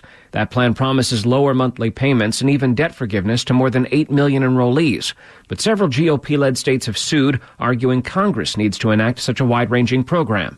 And that's what the High Court said last year when it ruled against a much larger Biden loan forgiveness plan. So what is the White House reaction to today's ruling? Here's Karen Travers. The White House says it will continue to aggressively defend President Biden's student debt relief plan, known as the SAVE plan, which it says has helped over 8 million borrowers lower their monthly payments. Spokesman Angelo Hernandez says in a statement, quote, "We won't stop fighting against Republican elected officials' efforts to raise costs on millions of their own constituents' student loan payments." There are 2 legal challenges to the SAVE plan. The Supreme Court Wednesday kept the program on hold while those cases make their way through federal court. Back here in Nashville, Metro Police investigating after a McGavick High School senior took a weapon to school today. A school administrator stopped the 17-year-old for having a vape pen, and when they searched his car, they say they found marijuana and a handgun. A school resource officer took possession of the firearm and rendered it safe. Police say the gun had been reported stolen on July 26th from an SUV in a parking lot on Albion Street. You can add drug charges to the trouble the teen is facing. Police say in addition to the stolen firearm, ammunition, and airsoft pistol, a little less than a quarter pound of marijuana and scales to weigh it were recovered from the student's car. Ken Weaver, WTN News. And I'm guessing there will be awkward conversations in one Colorado office after they stranded one of their coworkers on a mountain in a storm during a team-building office trip. Here we go with Alex Stone. Let's be honest. Isn't there somebody in your office who you'd like to leave behind on a mountain? Rescuers in Chaffee County, Colorado say a group of about 15 workers were on an office retreat while they were doing a mountain climb. One member of the office went off on his own to summit the mountain. The rest of the group went back down, and they picked up the trail markers as they went down. The man was stuck, disoriented. He had to spend the night on the mountain in a storm. He fell several times. He had injuries, but he was rescued once he was able to get a 911 call out and is recovering. Well, if that happened here, I have a feeling I may be the one stranded. That is the latest news. Traffic and weather are next. I'm Jay Harper, WTN News. Hey, it's Dan Mandis, and I am so glad that California Closets has fixed my closet catastrophe. After exact measuring and planning, they came over and got to work. Yeah, once it was all plotted out on their 3D CAD system, the pieces are measured, cut, and precisely installed into my space. It was clean, fast, and professional, and above all, my new closets look and function great. Now, this was my dormer, and now this is my new dormer thanks to California Closets. Look at all of this added space for shirts and shoes, you name it, and it is cut so precisely, simply amazing. And my old closet that has now been reborn as the ultimate in style and functionability, making the best use of the space that I had. They can work on just about anything: bedrooms, garages, home offices, closets, pantries, and so much more. Find them online, CaliforniaClosets.com, and see what they can do for you. You can schedule a free design consultation. Mention my name, CaliforniaClosets.com.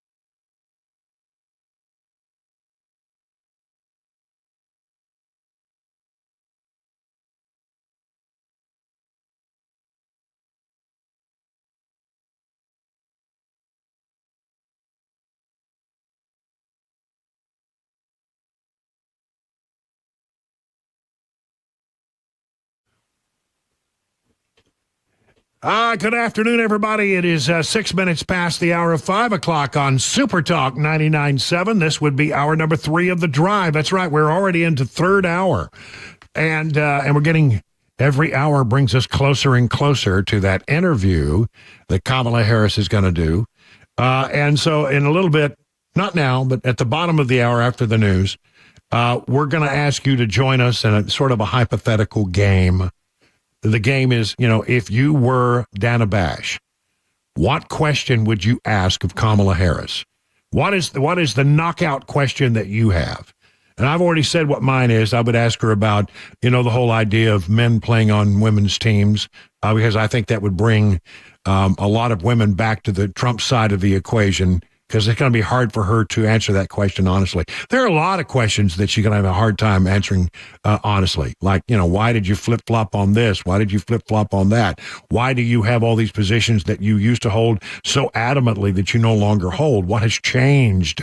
What was the revelatory moment? Where was it that you had this epiphany that you had been following the wrong procedure all this time? Those are great questions, but what would you ask? And we'll get to that at the bottom of the hour. And also this hour, have you heard what RFK Jr. had to say to Tucker Carlson about the Kennedy assassination? Fascinating. We're going to play the entire segment of that interview, and I think you definitely want to listen in, because if you haven't heard this, it's stuff. I got to tell you, I follow that story about as much as anybody else does. And there's stuff that was said there that I've never heard before. So it'll be interesting to see what you think about that. So a really interesting hour. I want to start off, though, with some things to be aware of. I think we need to be, in this country, very ready for, something to happen in this election year. I think we have a lot of enemies on the world stage who would like to cause chaos in America as we are heading toward Election Day. And there are some indications that something, might happen. I mean, I will tell you this. Christopher Wray, the director of the FBI, says that he is operating on high alert all the time, that he says all of the signs are flashing red. He cannot remember a time in America where our adversaries, so many different adversaries around the world, had it in for us. And then on top of all that, we have to consider the fact that we have a southern border that has been wide open. It's been absolutely wide open for a while now. And we don't know, with this, a lot of those people got interdicted. A lot of them did not. There are millions of people who got into this country that we don't know anything about. We don't know where they came from. We don't know what they're up to. We don't know where they went. These are the gotaways, the known gotaways. And then there's a whole nother category we can't even begin to quantify, and that is the unknown gotaways, the people that we don't know got across, but that they always expect that some did. So given all of that, this story catches my attention from Newsmax.com. Law enforcement authorities are on alert for threats against critical U.S. infrastructure as the November general election approaches, Bloomberg reports. One senior U.S. official told the Canadian news outlet BNN that threats against infrastructure, such as the nation's power grid, are becoming more acute with the election little more than 2 months away. Christopher Goldsmith, founder of the nonprofit task force Butler Institute, told BNN Bloomberg that strategic blackouts could affect voting locations or impact the certification of elections. Something like a grid attack before, during, or after an election could sow an unbelievable amount of political chaos. A May Bloomberg News Morning Consult poll found that half of swing state voters expect violence around the election. Politico's E&E News reported in April that rising incidents of domestic terrorism and a surge of in-state sponsored cyber attacks on critical infrastructure are posing a heightened risk to the U.S. power system and are likely to climb as the U.S. election season ramps up. The current geopolitical situation has significant ramifications for the North American electric grid. North American Electric Reliability Corporation, that's NERC, Senior Vice President Manny Cancel told reporters, and that's contributed to a dramatic increase in malicious cyber activity. Listen, this is where it gets good. Power companies reported 185 physical attacks or threats on grid infrastructure in 2023, more than double the number from 2021, according to NERC. Many companies have raced to increase their defenses, and the Department of Energy says it will dedicate $70 million to boost resiliency. NERC recently involved more than 250 participants in an emergency simulation that assessed grid reliability, again, according to BNN Bloomberg. Extremists seeking to disrupt the power grid communicate via online venues such as Telegram, a loose network of channels on the social media platform Telegram. Court records showed that extremists plan to knock out power at substations near scheduled Black Lives Matter protests and hit hydroelectric stations. Police have charged suspects in connection with plots to attack energy facilities in Idaho, Maryland, and Ohio since 2022. Look, I don't want to be the one who sows seeds of panic. But I do believe that we are in a situation right now where we are perhaps more than I can recall any time in recent history. We could well be subject to, disruptive activities by people who do not wish us well. I keep talking about the border, and it concerns me. So much about the border concerns me. It's a human trafficking thing. It's a drug problem. It's a crime problem. Every single person who comes across this country illegally, takes away resources from this country, and they have to be supported with housing and food and all kinds of things. And then, there's the whole thing about every city is now basically a border city because the problem has been moved inland. And we don't know where these millions of people are. We can't tell you where they've landed. We don't know what they're up to, but they're here by the millions. And we don't know, a lot of may have just really great intentions of coming to this country and trying to find a job and doing better for themselves. And God bless them. I mean, I have a hard time being condemning somebody who's trying to do better for themselves, even though it is a violation of law. But I know that amidst all of those people who come here with intentions of just coming and finding a better way of life, that's their goal. There are a great number of people who come here bound and determined to destroy our way of life. And this is one of the things I'm concerned about.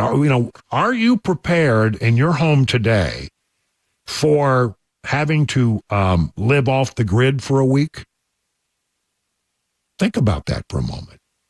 I mean, I always worry about that because when you think about, and the reason I have perhaps a more vivid understanding of this is, as a reporter, I have actually gone to places where there are natural disasters and the grid is off. The grid is off. Think about what you need to pump gasoline. You need electricity. How many gas stations have a backup generator? Not many.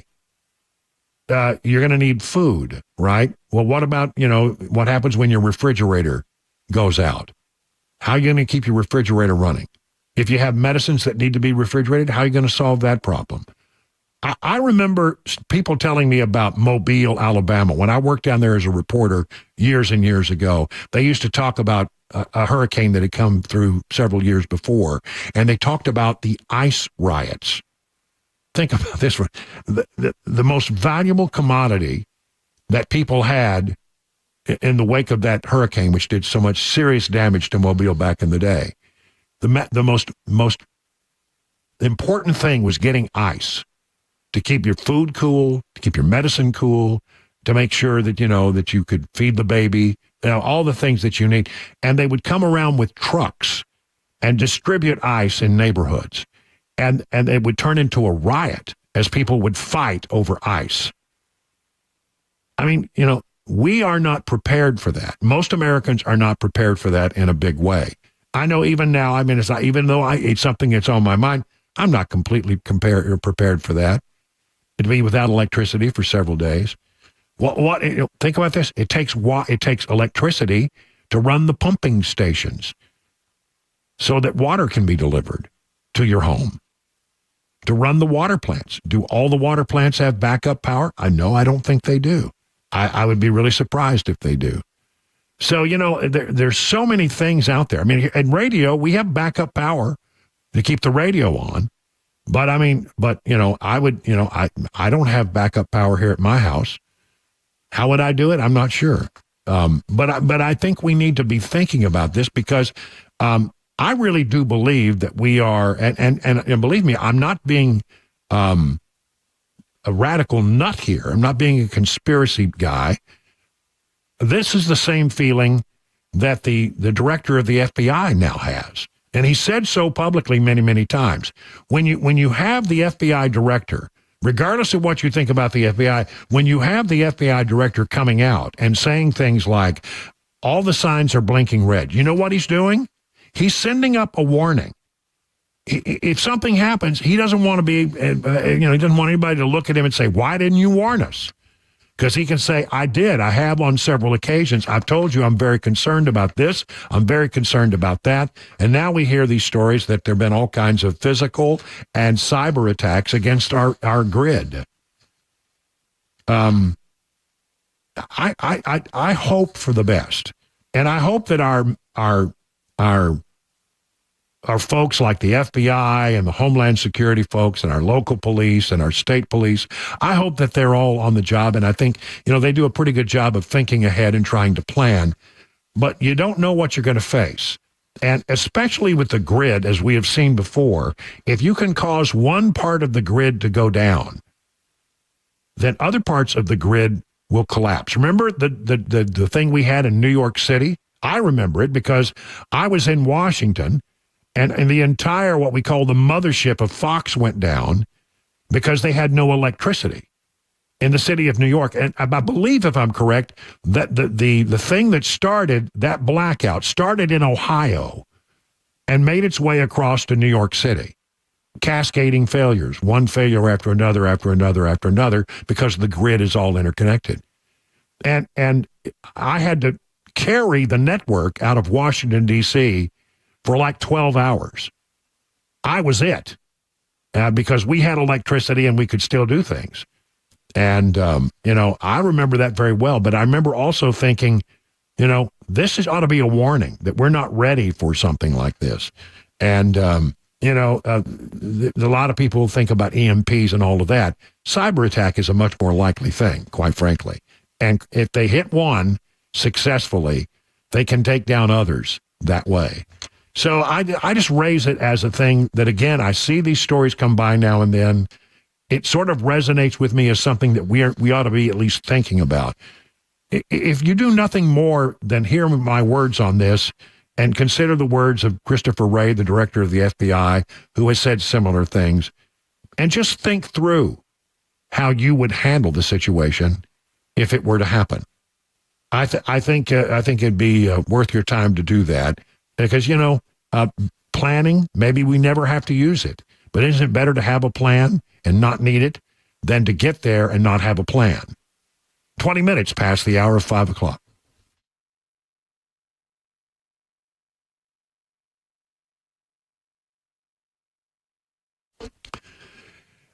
If you're a fan of Legend Steakhouse like I am, you can enjoy some of those same flavors right at home on your very own grill. Take a walk down your local grocery store aisle, places like Walmart, Kroger, and look for Johnny Fleeman's very own brand. Johnny Fleeman's Marinade proprietary blend will give your steak, chicken, or chops a flavor that will hit a home run with family and friends. It's low in sodium, about the third of the other brands, so you don't have to worry about over-marinating. And then think about the honey mustard salad dressing. Use it as a salad dressing or a dipping sauce for your favorite chicken fingers, fresh cut veggies or chips, a recipe used in this restaurant for over 35 years. If your favorite grocer isn't stocking Johnny Fleeman products, ask them to do so. For more information, just go to johnnyfleeman.com. And it goes without saying, for those times when you want someone else to do the cooking, they'll always be glad to see you at your nearest Legend Steakhouse for lunch or dinner. Hey, it's Dan Mandis, and I am so glad that California Closets has fixed my closet catastrophe. After exact measuring and planning, they came over and got to work.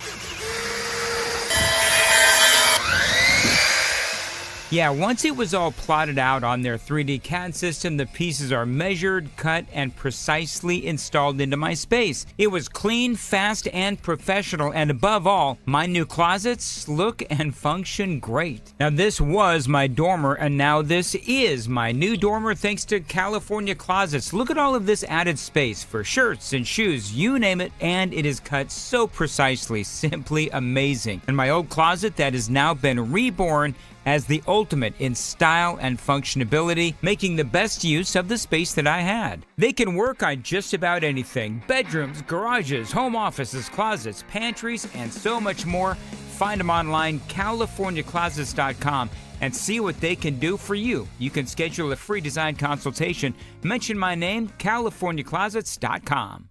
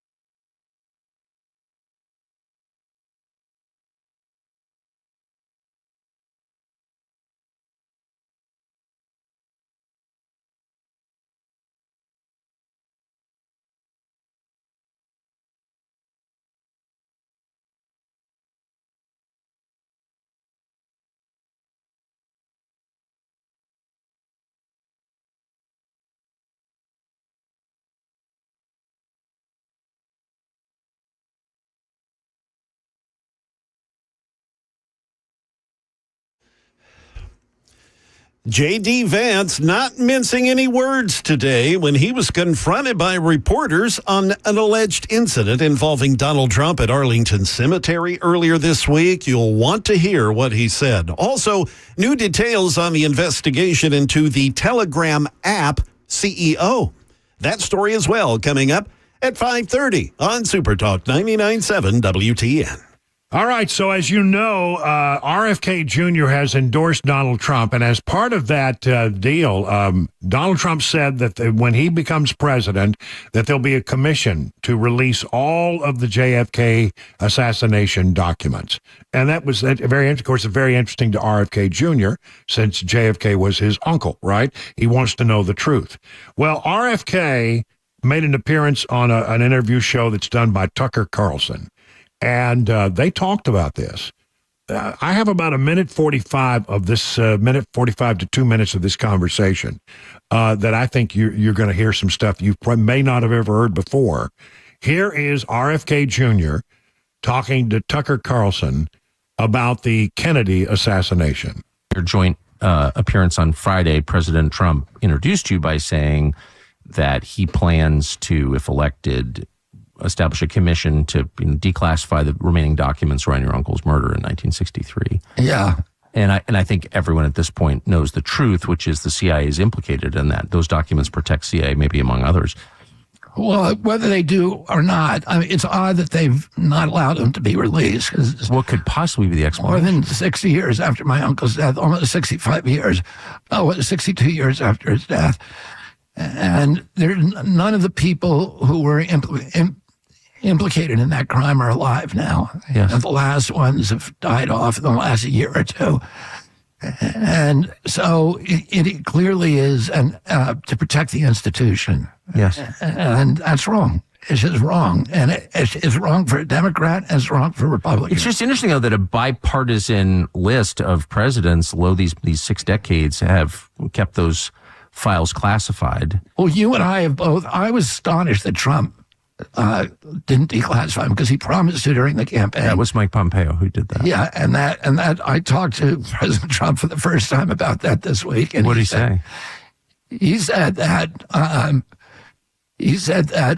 Mike Pompeo begged him to. And I don't think I'm telling tales out of school here. No, I think he told the same thing to you. That's true. But he said Mike Pompeo called him and said this would be a catastrophe to release these. You need to not do it. And then, I want to say again, I think Mike Pompeo is a criminal. So that's my view. He's threatened to sue me for saying that, but I hope he will because it's true. But that kind of tells the whole story right there, right? That the CIA is. Well, yeah. So that's why would the CIA be trying to keep these files classified if they had nothing to do with the murder? Well, there you have it. RFK Jr. and Tucker Carlson of the belief that the story, the real story, it has not come out yet because it would tarnish the reputation of the CIA, is the accusation. Now, I don't know if that's true or not, but if Trump says to RFK, I mean, I believe this part of it for sure. RFK Jr. had a conversation with Trump about it, and he said, Mike Pompeo came to me and said, please don't release those documents. Now, you got to remember, I think of Mike Pompeo as the Secretary of State. But double check me on this, Chris. I think he was, before that, I think he was the CIA director. I think he was. I think he served in both capacities during the Trump administration. Let's see. He was the director of CIA. Yeah, absolutely. So he was the director of the CIA before he was the Secretary of State. And so, if Mike Pompeo went to Trump, it was probably either, well, it doesn't matter which position he was in. He knew what the record showed, and he went to Trump and said, please, you just cannot release them. I beg you, don't release them. Did he explain why? Well, why would Mike Pompeo, as a former CIA director, Secretary of State, make that request to Trump? I think it's a great question. And isn't it really about, if there are documents out there that have not been released, why don't we now release them? What in the world can happen? I mean, it's like there are so many things. How many years? 62 years past the incident? We can't take the truth. I think we can take the truth. I think we deserve to know the truth. And, and as they say, all of the key players who were around then are no longer with us anymore. So why not have the truth? And fascinating little nuggets out of that exchange between RFK Jr. and Tucker Carlson. It's now 5:30 on Super Talk 99.7.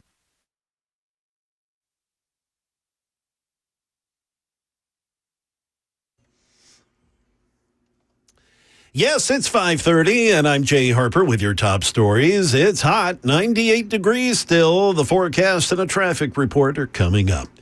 Donald Trump's running mate, J.D. Vance, lashing out at Kamala Harris in response to a question about a physical confrontation that allegedly occurred at the Arlington National Cemetery this week between cemetery officials and Trump campaign aides.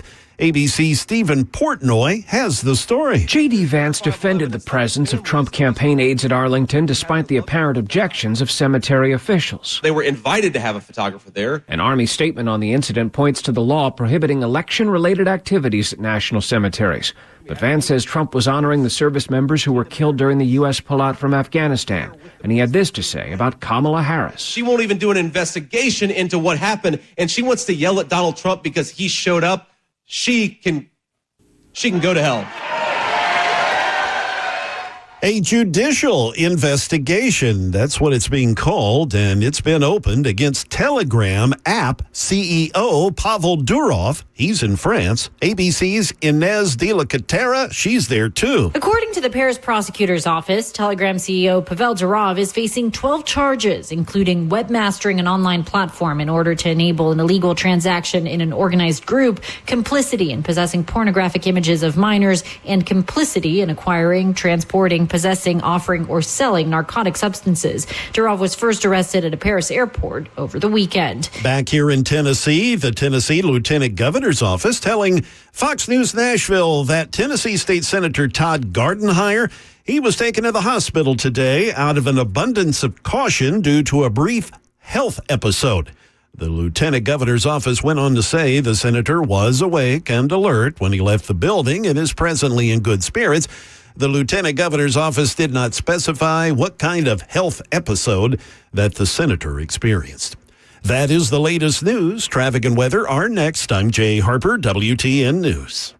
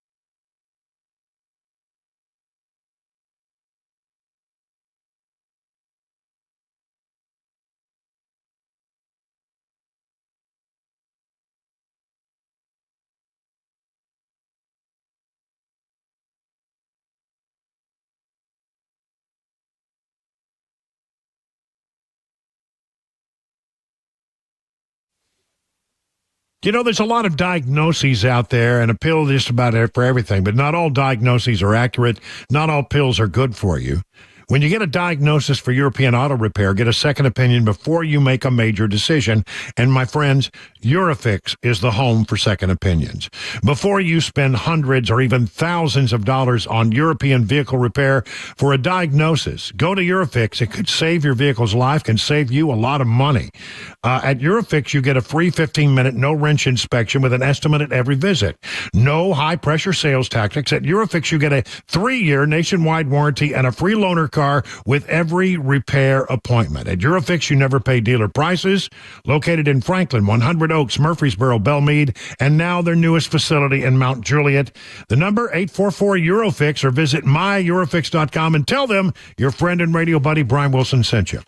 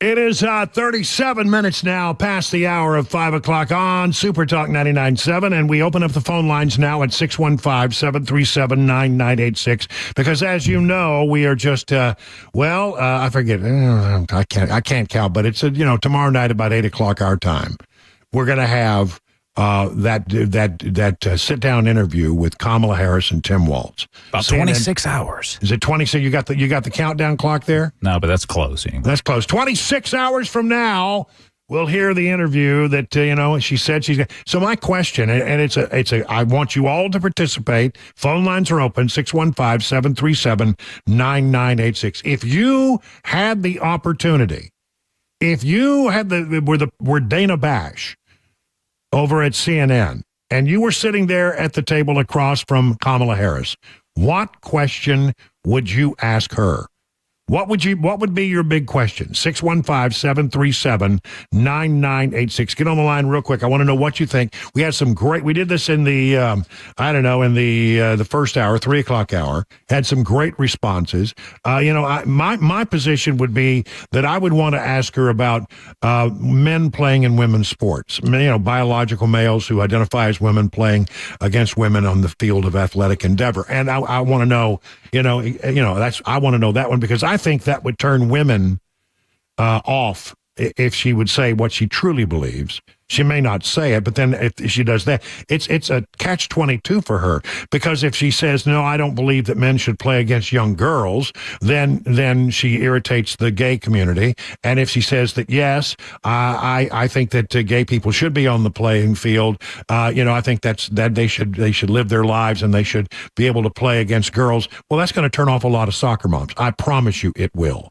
So 615-737-9986. Let's get after it. Wendell in Watertown, you are up first on the drive. So you're sitting across the table. You got Kamala Harris and her support running mate, her emotional support running mate there. What question would you throw her direction? Well, I got a simple question to ask her. Why should I vote for you? One good reason why I should vote for you. Yeah. So do you think she won't have a good answer? I think so. She'd stumble at that. Yeah.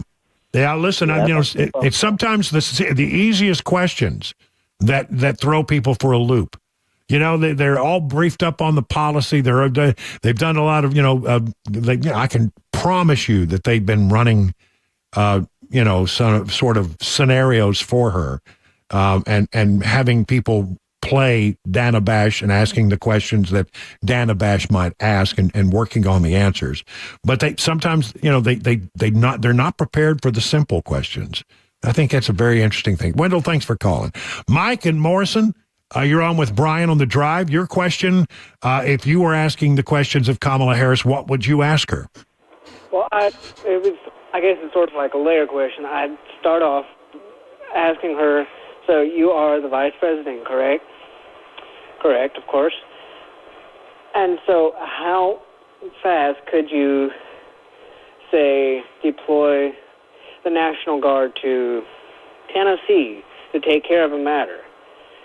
And now, how fast could you get part of the border wall, get a border wall put up and send a National Guard down to take care of the border?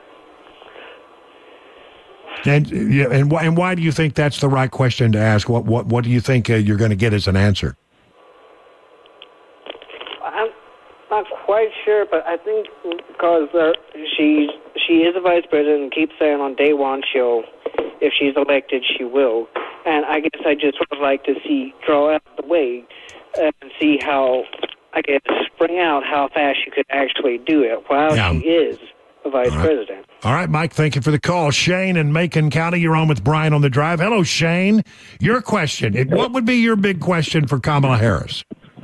Well, I would say to Vice President Harris, ask her if she thought that price gouging or price gauging, as she actually said, was the reason, and corporate greed is the reason for the prices going up. Why did it just start happening when her and Biden were in office? Why didn't it happen during Trump? Did these companies just discover greed recently? Yeah, it's interesting. Boy, I don't know what, you must be in a windy place there. But anyway, thank you for the call, Shane. It's interesting that she and Tim Walz have gone after the problem. It's not our fault that prices have gone up so much. It's corporate greed. It can't possibly be our policies that drove inflation to 9.1%. We didn't have anything to do with that. It has to be. The only other reason is it's got to be corporate greed. And they just do not understand how corporations work. And if you start, by the way, I saw a story the other day that Democrats on Capitol Hill, key Democrats in the Senate, said if she sent us a price gouging bill, it has zero chance of becoming law. So she's just looking for a scapegoat because it can't possibly be her or Joe Biden who caused the problem. Kendrick in Fairview, you're on with Brian on the drive. Hey, Kendrick, what's your question? I would ask her how many times during her 3.5 years in office has she been in communication with one of our adversarial countries? That's a good question because a lot of times she does take on, foreign relations as part of her portfolio. Biden certainly did that when he was vice president. That'd be a good question. And why do you think that's the right way to go? What information are you trying to elicit? I want to know if she's in communication with these people. I want to know, can she talk to them? Will they even speak to her? Yeah, because, right now we don't talk to Putin. Our government doesn't on an official level. It'll be interesting. That's a good question. Ricky in White Bluff, you're on with Brian on the drive. Ricky, what's your question for Kamala Harris? My question would be, since she's been with Joe Biden and all the other Democrats at the White House, why is the reason are they flooding the United States with all these illegals? Is it for extra votes? Why? Or has Soros paid them money under the table to do this? Because he would like to see our country go down. I'd just like to know why. Why all the illegals? Well, because they think it's the charitable and gracious thing to do. It's the compassionate thing to do is what they'll tell you. But I think you had it right the first time. I think it's about changing the voting demographics in this country. When I first started saying that, I got an unbelievable amount of crap from the left. That's ridiculous, Brian. What a conspiratorial idea. But you know what? Sure enough, as soon as you got millions of people in this country who are here illegally, they started turning the conversation to pathway to amnesty, pathway to citizenship, which means they really do want those folks to become American citizens who will, they think, vote Democratic. Thank you for the call. How about Neil in Unionville? Hello, Neil. You're on with Brian on the drive. What's your question? Oh, mine's really, with her switching to as much as she has, I just want to know when she's going to turn to Republican and drop that where she's at. In other words, jump ship like everybody else. That would be. Go ahead. Yeah. I just want to know when, because she's taking all of Trump's ideas, so she might as well just go ahead and join our side and forget about it. Yeah, she's taken on all kinds of things. She used to be against fracking. Now she's for it. She used to be against the border fence. Now she's for it. She used to be and she loved the idea of nationalized health care where you would have to give up your private insurance. Now she no longer holds that position. She used to love electric vehicle and the mandate that the Biden administration had put in place. Now she's saying she's not in favor of the mandate. She's becoming quite the Republican, isn't she? Because she needs to win over the middle, and she knows that if the middle knows her true opinions about these things, they will not vote with her because they are way outside the mainstream of political thought. Thanks for the call. We got a few more minutes. Dennis in Portland, you're on with Brian on the drive. Your question. Yes. My question would be, how she avoided the photographer from, have you seen this person from the milk carton people? Because she has been missing in action. All right, man. Thank you, Dennis. I appreciate it. Rick calling in from Kentucky, our neighbors to the north. Hello, Rick. You're on with Brian. Hey, what I'm wondering is what has she done to become so popular with the Democrats in the last 4 years? What has she done to turn the tide from what she was 4 years ago? I think I have the answer. She's not Joe Biden. I think the Democrats were so thrilled to not have Joe Biden as their nominee that, yeah, I know it's Kamala, but boy, she's not Joe Biden. I think that's it. Joanna in Gallatin, hello. What's your question for Kamala Harris? If you were sitting down, if you were Dana Bash, what would you say? I would ask her what she felt her biggest accomplishment was. Because you don't think she has one, right? No, I don't. That, again, I want to say, sometimes it's the simplest questions that really stump them. Something that, they do all this briefing and they do all these I forget what you call them, murder boards where they sit her down and they run through mock interviews and they give her the questions that they think that Dana Bash is going to ask, and they prep her on all of the policy and all that stuff, and they never think to ask that, prepare them for the simple question of, why do you want to be president? What is your accomplishment? How did you earn this? And those questions leave sometimes are hard to explain. They really, really, truly are. Rita in Springfield, last one. You're on with Brian on the Drive. What do you say, Rita? I would say, why do you want socialism when you have benefited a lot from capitalism? And are you going to lead with just love and joy and all these good feelings? Or are you going to have policies that will make the country survive? Does she want capitalism or socialism? Outright answer. Yeah, because you can't have one. You can't have both. You got to choose one or the other. I think we know where she is. She's right there to the left of Bernie Sanders. There's no doubt about that. The most liberal senator in the Senate the last year she served. Well, listen, thank you for all those great ideas. We are now, 26 hours away from that debate, 26 hours and change, I think. You need to pull up CNN because they got the clock going. Yeah, let me see. They got the clock going. We'll get you that in a moment. 50 minutes now past the hour.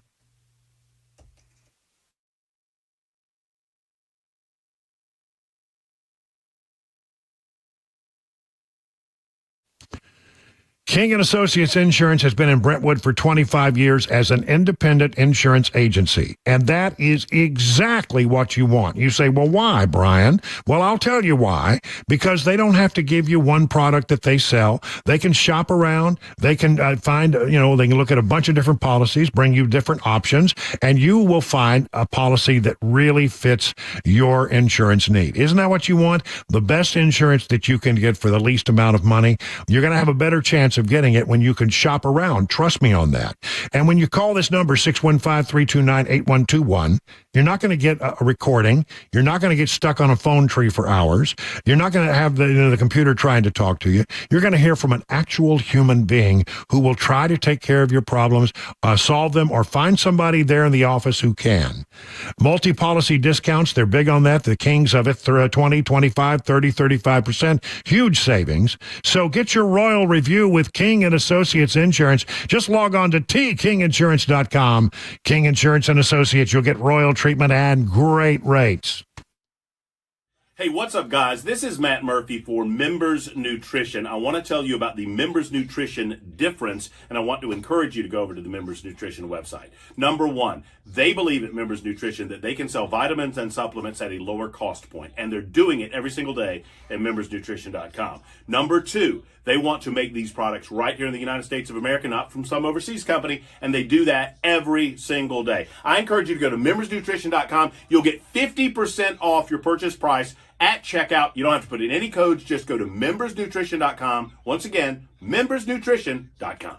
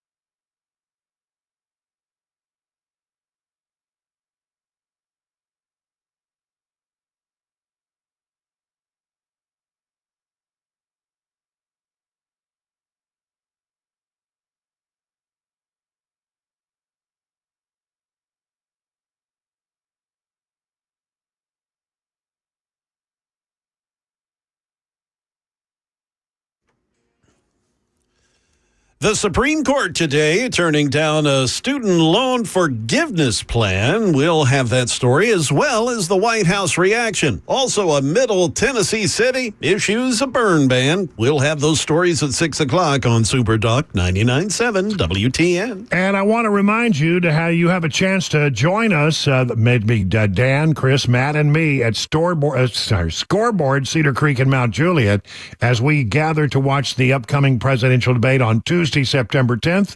I'll be there starting at 3 o'clock. Come by and start early. Hang out with me. We'll have a good time. And then, the rest of the guys will show up throughout the course of the evening, and we'll all be on together, probably in the 6 o'clock hour into the time for the starting of the debate.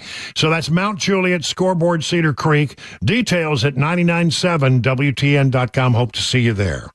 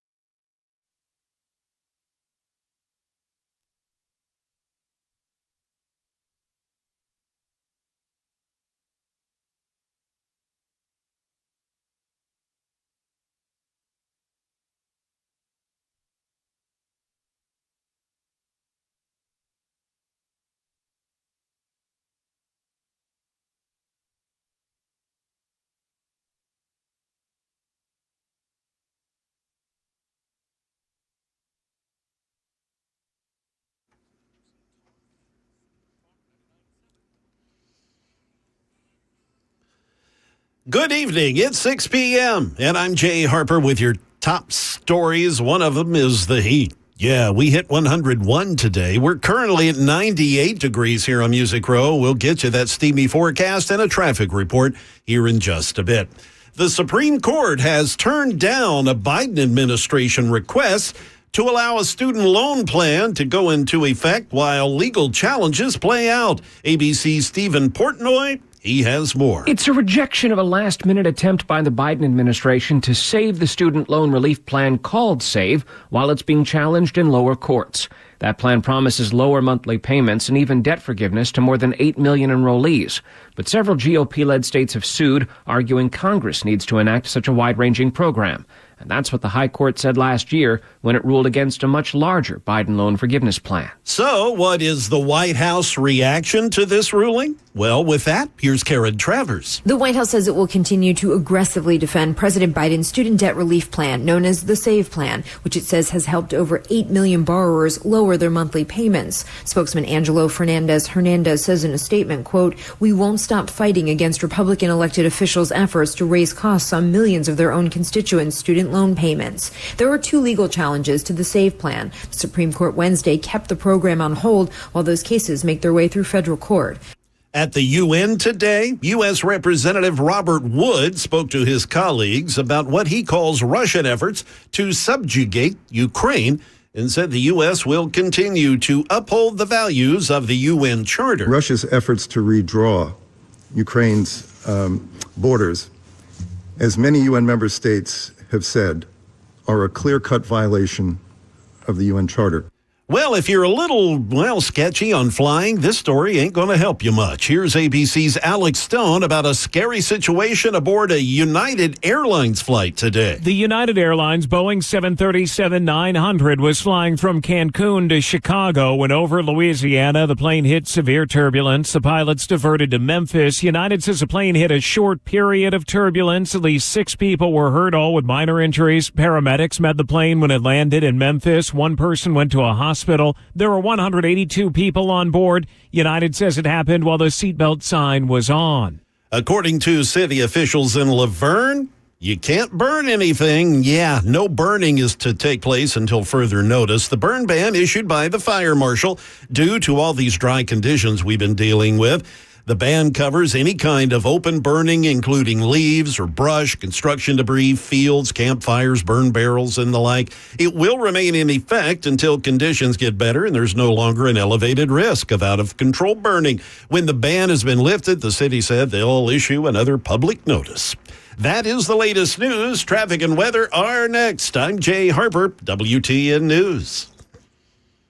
Hey, what's up, guys? This is Matt Murphy for Members Nutrition. I want to tell you about the Members Nutrition difference, and I want to encourage you to go over to the Members Nutrition website. Number 1, they believe at Members Nutrition that they can sell vitamins and supplements at a lower cost point, and they're doing it every single day at membersnutrition.com. Number 2, they want to make these products right here in the United States of America, not from some overseas company, and they do that every single day. I encourage you to go to membersnutrition.com. You'll get 50% off your purchase price at checkout. You don't have to put in any codes. Just go to membersnutrition.com. Once again, membersnutrition.com.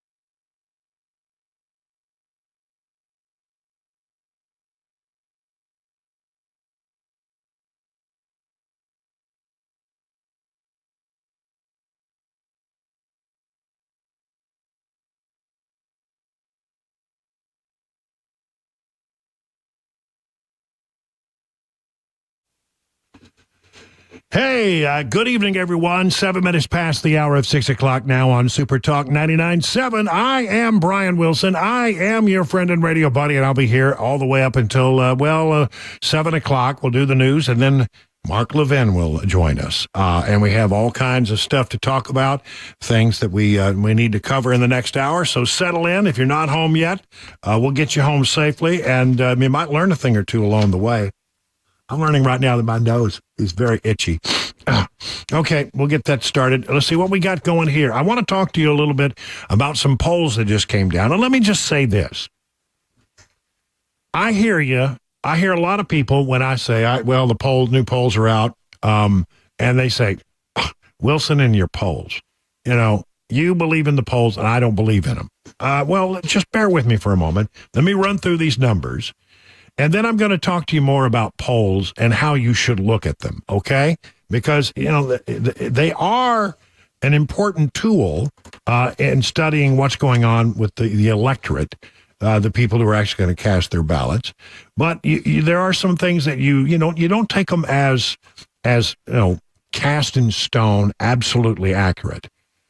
But let's explain this for a moment. Let me look at the numbers. Now, these are battleground poll numbers from Fox News, and they show that in the battlegrounds it has tightened, and Harris has a lead in a number of these states. Small lead, but a lead. In Arizona, Harris leads by 2, 50-48 over Trump. In Georgia, Harris leads by 2, 50-48 over Trump. In Nevada, Harris leads by 2, 50-48. Harris 50, Trump 48. North Carolina, Trump leads Harris by 1. So when you average out now all of the polls, and you get this picture. On average, for the general election number, just Harris versus Trump, Trump versus Harris, however you want to look at it, Harris leads by 1.7. In the five-way average, which is where you add the names in of Kennedy and Stein and West, Harris leads by 1.7. If you average out all of the local battlegrounds polls that have come out, it's a dead even tie. All right?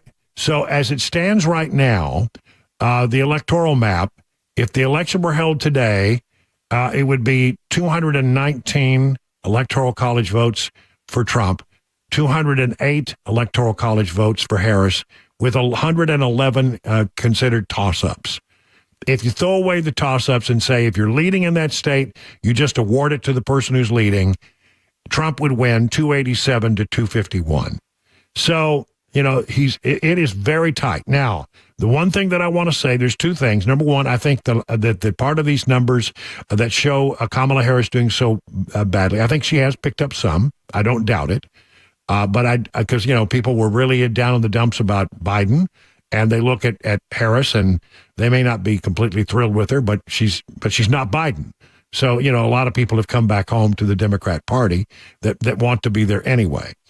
But I think that these numbers are artificially high. I think it's a sugar high. I think it's a honeymoon high. And I think there are valid reasons why the Democrats might be more enthusiastic about talking to pollsters now than they might otherwise have been. So I think it's part of it. The other thing you got to know about polls is in the history of Donald Trump as a presidential candidate, many times his actual numbers are higher than the numbers that are reported by pollsters. And there's a lot of reasons why, but I mean, the main reason is that the pollsters sort of believe that when you call folks and you say, are you going to vote for Donald Trump? There are certain people out there who will vote for Trump, but don't want to say so. They feel odd about saying so, but ultimately, when it comes time to pull that lever, they will pull it for Trump and not for Harris. But so his numbers are probably a little higher than the polls show. Okay, so all of that. Now you say, well, I don't like those polls. Well, you know what? If you like the polls when he was ahead, you have to accept the polls when things are tightening up. I don't think it's as dire as these polls suggest, but I do believe it has tightened. Now, a great story that helps you understand how you should look at polls. Because I get a lot of crap. Well, you believe in the polls, and the polls are sometimes wrong. I'll tell you there are valid reasons why they're sometimes wrong. Sometimes pollsters lie to. But what you want to look at is the trend. Never look at one poll and say, that's it. That's the golden standard. That's the one that I believe is correct. No, you look at all of them to see what the trend is. Now, the trend has been toward Harris. It's pretty hard to deny that. But, I don't know exactly where the numbers are. All of the numbers that I've given you are within the margin of error. That's for sure. So this story says, how to read polls like a pro. Some good stuff in here. No poll is predictive. Every single one of it is a measure of a specific window inside a specific space. No one wins or loses based on the polls, and it's often irresponsible to say that someone is winning in the polls. It's trite, but when strategists say the only poll that matters is the one taken on Election Day, they are not wrong. That said, many of us can't help but obsessively track the polls. If you check into any armchair pundits' social media feeds, you're going to get an overdose of political nuggets. So much of the chatter is admittedly superficial and wrongly assumes nuance or caution can be set aside. It's very important. Nuance. A lot of times, nuance gets lost. You need to look for the little things, the subtle things in the polls that give you some advice as to where people truly are. Reading the polls can be tricky if you don't know what you're doing. On its own, a single survey does not really describe anything more about the race than how one group of selected voters responded to one set of questions during one particular moment in time. Taken en masse, there are pollsters out there who will scream, "Don't do it." The numbers can offer a framework for a race, especially for donors who want a clear return on investment. Indeed, donors began trying to force Joe Biden out to step aside after the disastrous June debate. As the campaign season hits its final week and early voters begin to cast ballots, here's a guide as to what to make of the polls based on what campaign professionals consider whenever a new poll pops up on their screen. There are some truly terrific polling firms working on behalf of news organizations, advocacy groups, and campaigns themselves. But there's some pretty funky little shops these days. Not to pick on Morning Consult, but the guy who produces that, Nate Silver over at 538's report card for the 2022 cycle gives them a score of 8% in the correct call column. They only got 8% of it right.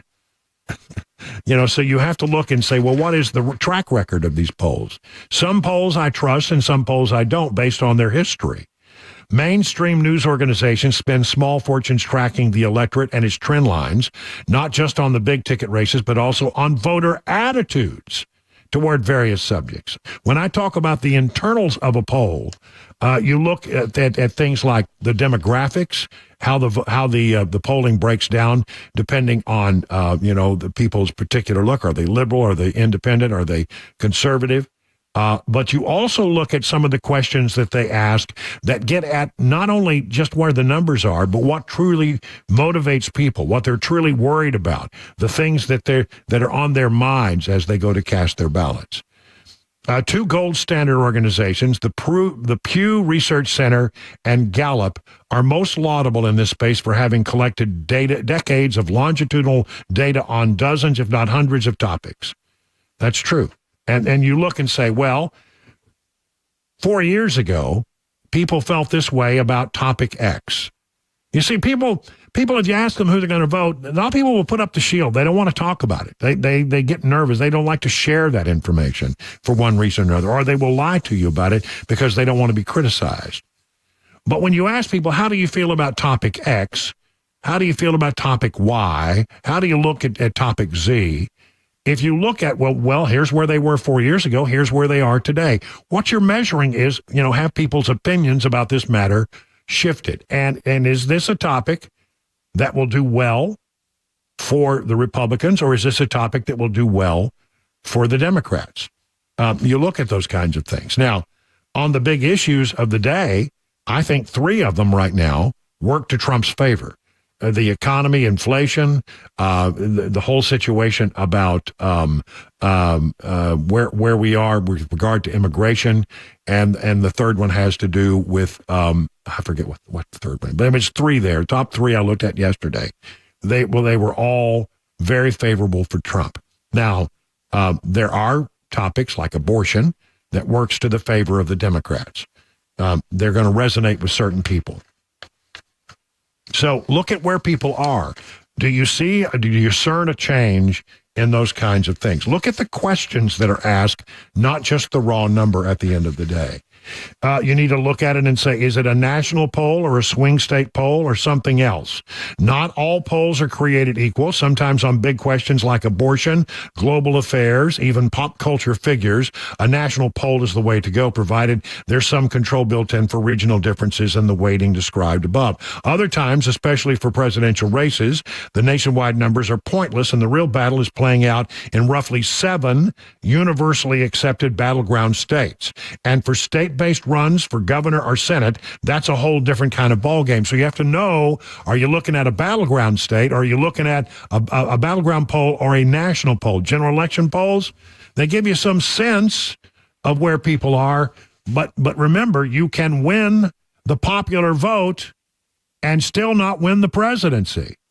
Because when you're talking about how the system works, you have to look at the Electoral College, and honestly, this is right. When it comes down to the bottom line, you have to look at maybe 5, 6, 7 states where the decision will really make the difference. These are called the swing states. Sometimes they go left, sometimes they go right. You have to look at the swing states and see where they are, because honestly, though, we know that red states are going to vote red here in Tennessee. We know it's going to be a red state. We know California is going to be a blue state. And we know that the South largely goes red, and that the East and West Coast largely are heavily blue. And a lot of room in the middle is red, the so-called flyover states. So you have to understand, that really what matters are the purple states. The states where sometimes they go left, sometimes they go right.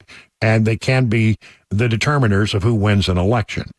Right now, these battleground states, they're tightening up. I still think Trump probably has more of an advantage than the polls suggest, but not much more. It's basically tied. So it's going to be a ringtail tutor. What does that mean? That's what my mama used to say. I don't know if you should say that on the air. That person is a ringtail tutor. Can we say that? I don't know if we can or not. I don't know what a ringtail tutor is, but that's something my mama used to say. It's got to be really tight as a tick, no doubt about it. And I don't think we're going to have the answer on election night. I don't think we're going to have the answer the next day. I don't think we're going to have the answer for a couple, 2 or 3 days. And lawyers are definitely going to get involved. But if you're looking at the polls, just understand, it's not so much that we look at one poll and say, this is the end-all, be-all of polls, this is the truth. We're simply looking at a number of polls, and if you average out the polls, you probably have a good sense of where the trend is.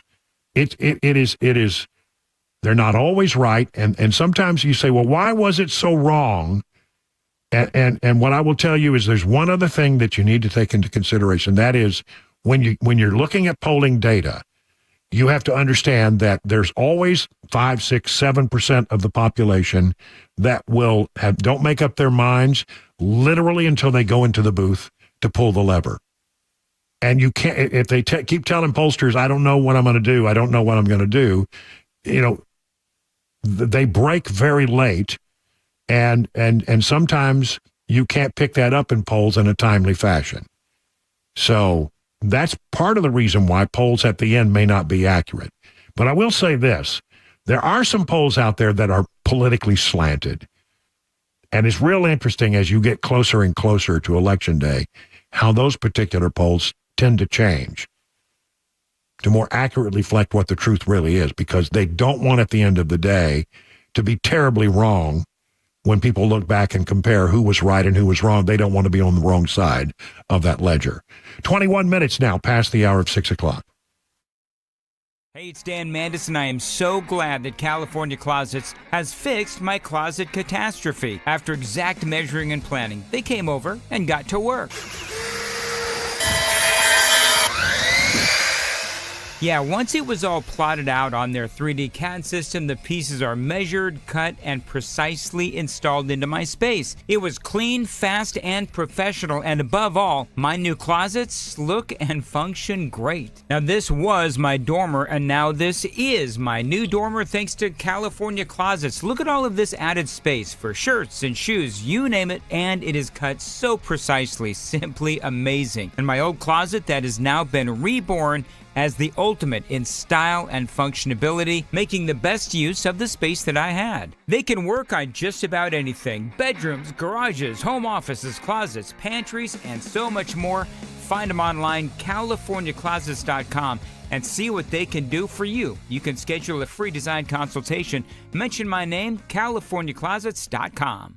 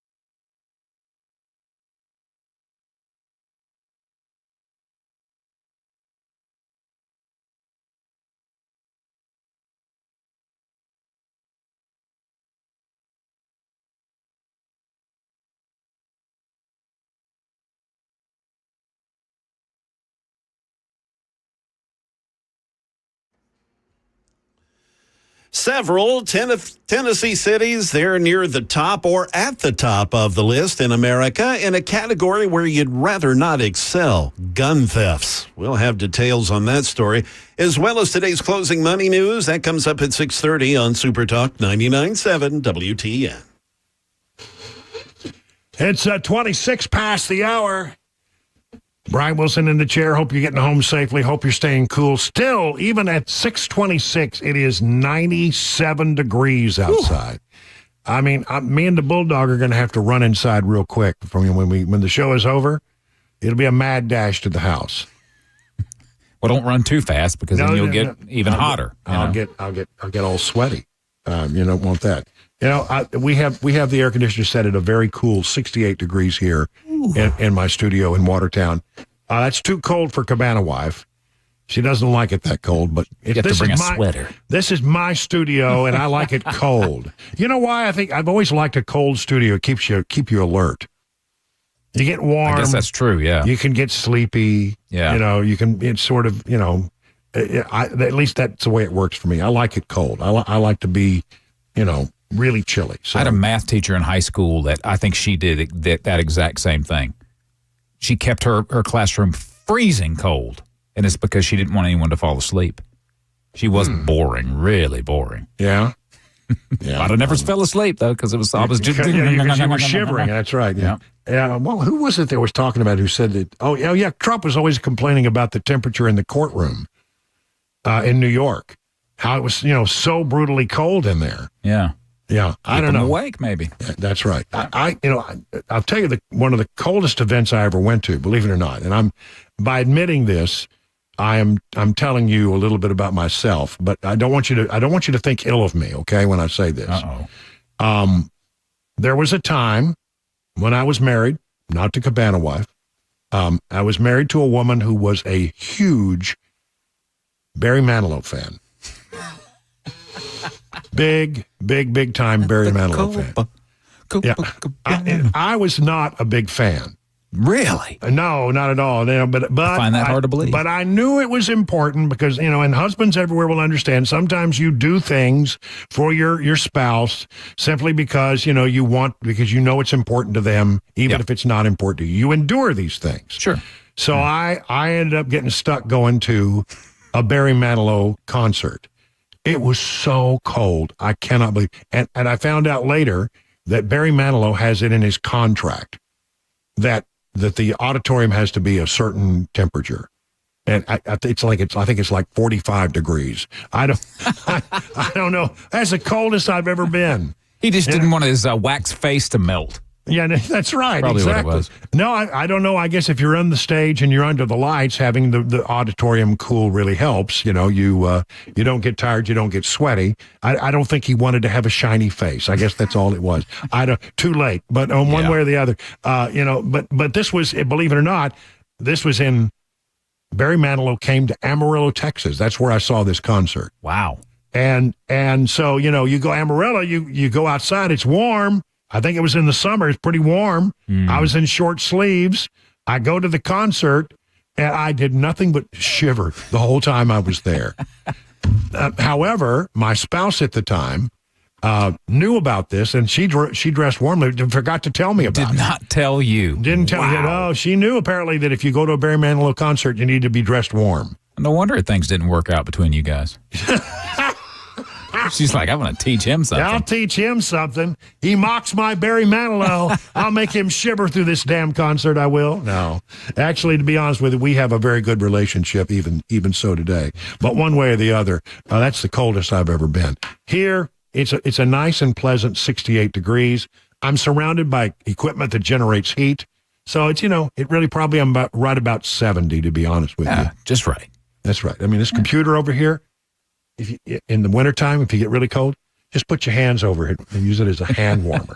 It is 30 minutes now past the hour of 6 o'clock.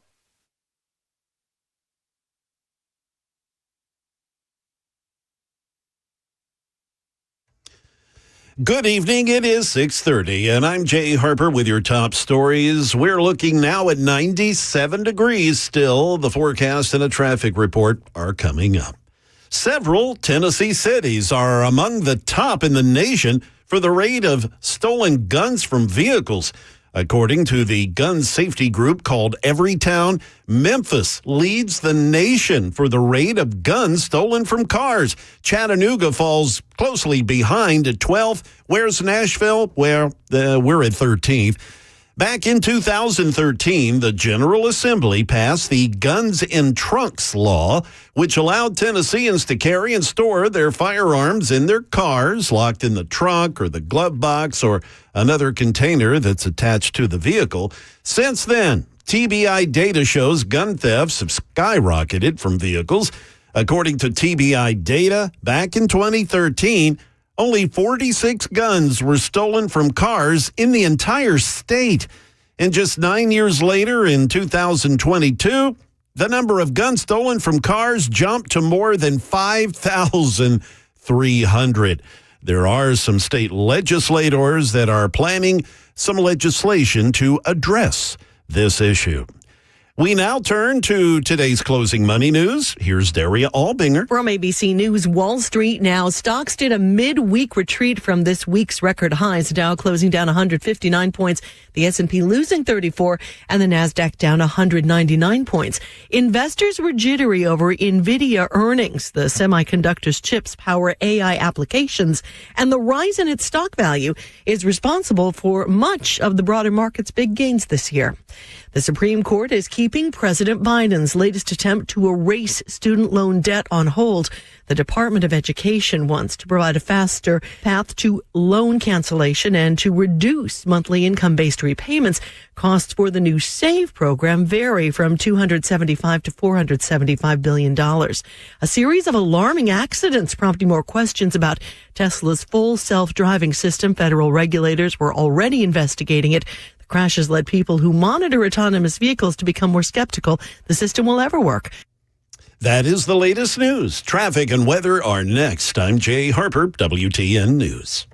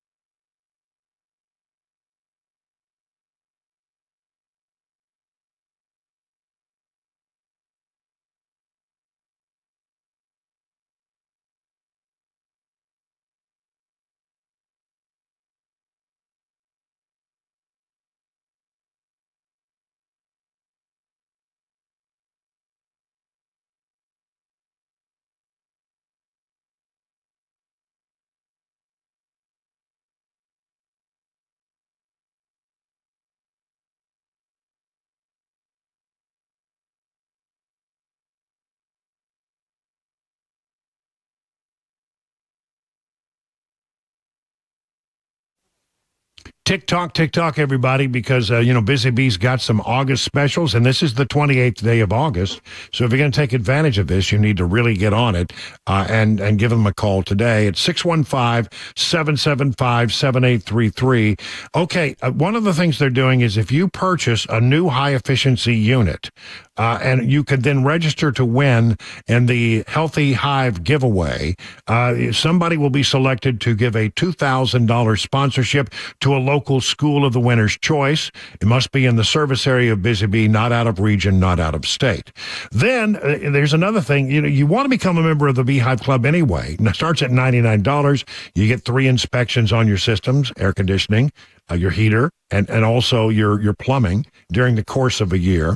And if you buy one right now, you could then also give a free Beehive membership to a teacher or a faculty member or a staff member of any local school or institution of higher learning within the Busy Bee service area. Again, has to be in area, not out of region, not an out-of-state school.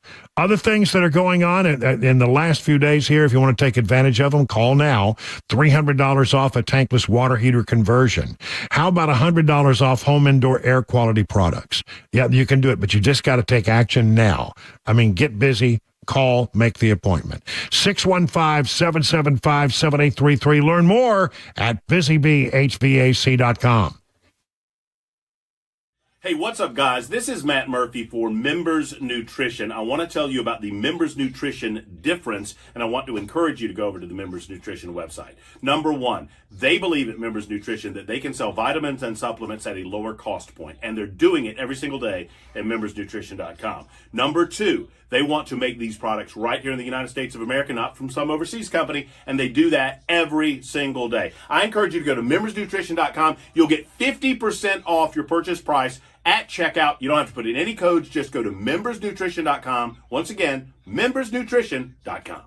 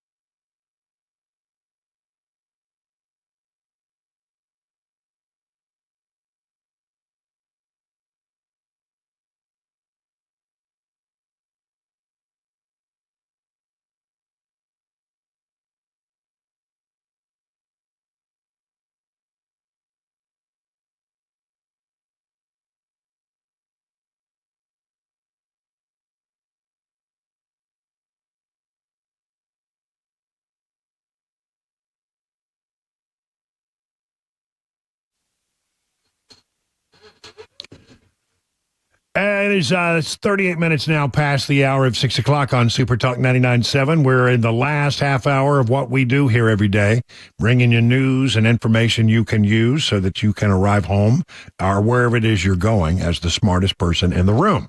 And I think that, we have a pretty good reputation. I want to mention, once again, that we're going to do this thing at Cedar Creek Scoreboard. Cedar Creek. It's right there on the lake in Mount Juliet. Great place if you've never been there.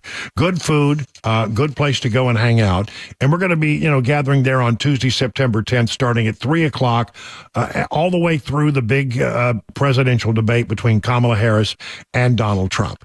So you definitely want to join us there. Find all the details at 997WTN.com, and we hope to see you there. There's some stuff that's out there that's not getting a tremendous amount of attention, and I think it really needs to be discussed. This is one of those things that's sort of hard to understand. I'm not great with numbers and certainly don't understand, a lot of things that happen in the world of taxes, etc. But I know that when you have a gain, let's say like you have a home, right? And you hold on to that home for a lot of years, and then you sell that home, and all of a sudden you have, the value of the home went up over the time that you owned it. That's called a capital gains, right? And generally you end up having to pay some taxes on the capital gains. You got to be careful about that. If you don't know what you're doing, you end up having a big tax bill. But that always happens after you sell the property. The Harris administration is proposing something very different than that. That you would have to pay taxes on unrealized gains. In other words, so in 1 year, let's say the value of your property goes up 10%, which is not unreasonable. It can happen. I mean, some years that's an easy thing. The value of your home goes up 10%. You've done nothing, but the value of your home goes up. Under this idea of unrealized gains, you would have to pay tax on the gains every year, not just when you sell it, right? So it would be basically all of the gains that would be coming would be moved up. You would pay them yearly. It could really add up. A 25% tax on unrealized gains for individuals with more than $100 million in wealth. Now, I don't know. That's a lot of money. And not many of us are actually worth $100 million.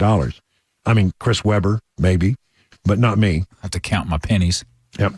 But nonetheless, it's a bad idea. And look, it's probably not going to go anywhere, but it was the topic of a pretty good and spirited conversation on CNBC. CNBC, it has NBC in it, but they do business. And so they look at the world from a business perspective. And there were two anchors here going after a guy by the name of Bharat Ramamurthy, who was an informal economic advisor to the Harris campaign. Ramamurthy. That's an unusual name. Here we go. It was pretty ugly. Unrealized gains, taxing unrealized gains just doesn't seem fair in any sense of the word. In the very best sense, if you are taxing unrealized gains, all you're doing is pulling forward the taxes that would be paid later when someone actually sells the stock. I think that this reaction to unrealized gains is a little funny, given that I bet that the majority of people watching right now are already paying a tax on unrealized gains. It's called a property tax. When the value of your home goes up, it's a use tax. When the value of your home goes up, you pay higher taxes, even if you don't sell your home. Your value of your home never moves the way the stock moves, the way something else moves. That's always the go-to answer. It's also, property tax is a use tax. You're paying for the schools, you're paying for emergency services. Those are things that make absolute sense. And sure, and all the revenue that comes in from these unrealized gains taxes and the other taxes in the Harris plan are going to go to creating what she calls more opportunity. It's to make sure that every newborn born in this country gets $6,000. Using the services. Yeah, and well, look, you're arguing that this is some sort of foreign concept that's completely unknown. It's probably unconstitutional. It's probably, and it was never in anyone's intent. It's not income. It's not an income tax, and it's never going to happen. Probably. Yeah, and the last point is correct. It probably is never going to happen because listen, there are people on Capitol Hill. It's one thing to throw out some wild ass idea, and that's what this is, and tell you that we're going to charge the rich people so that we don't have to charge, the people who make less. It's always tax the rich, tax the rich, tax the rich. That's what Democrats do. And by the way, honestly, it can have an impact on people like, let's say you're a farmer. You may have millions of dollars worth of land, but you ain't got millions of dollars in the bank. Trust me. You know, you're fighting to stay alive every year, to just make enough with your crop that you can do it again and pay your bills. And I mean, if you ever lived in a farming community, you know, in farming communities, they still do it where they come in at the end of the year and pay their bills. Because that after the crops all come in, they've collected their money in the fall, and then they have money to spend at the end of the year, but they don't have it during the year. So I mean, you know, there are a lot of people like that who are rich in land would be really struggling to have to pay an unrealized gain on tax, what they call an unrealized gain tax proposal. So it's probably not going to go anywhere. And let me give you another one that's probably, you're going to hear them talk about it, and really we ought to call them out on it because it's a stupid idea. It's very socialistic, and that's the idea of we're gonna make sure that companies don't gouge you.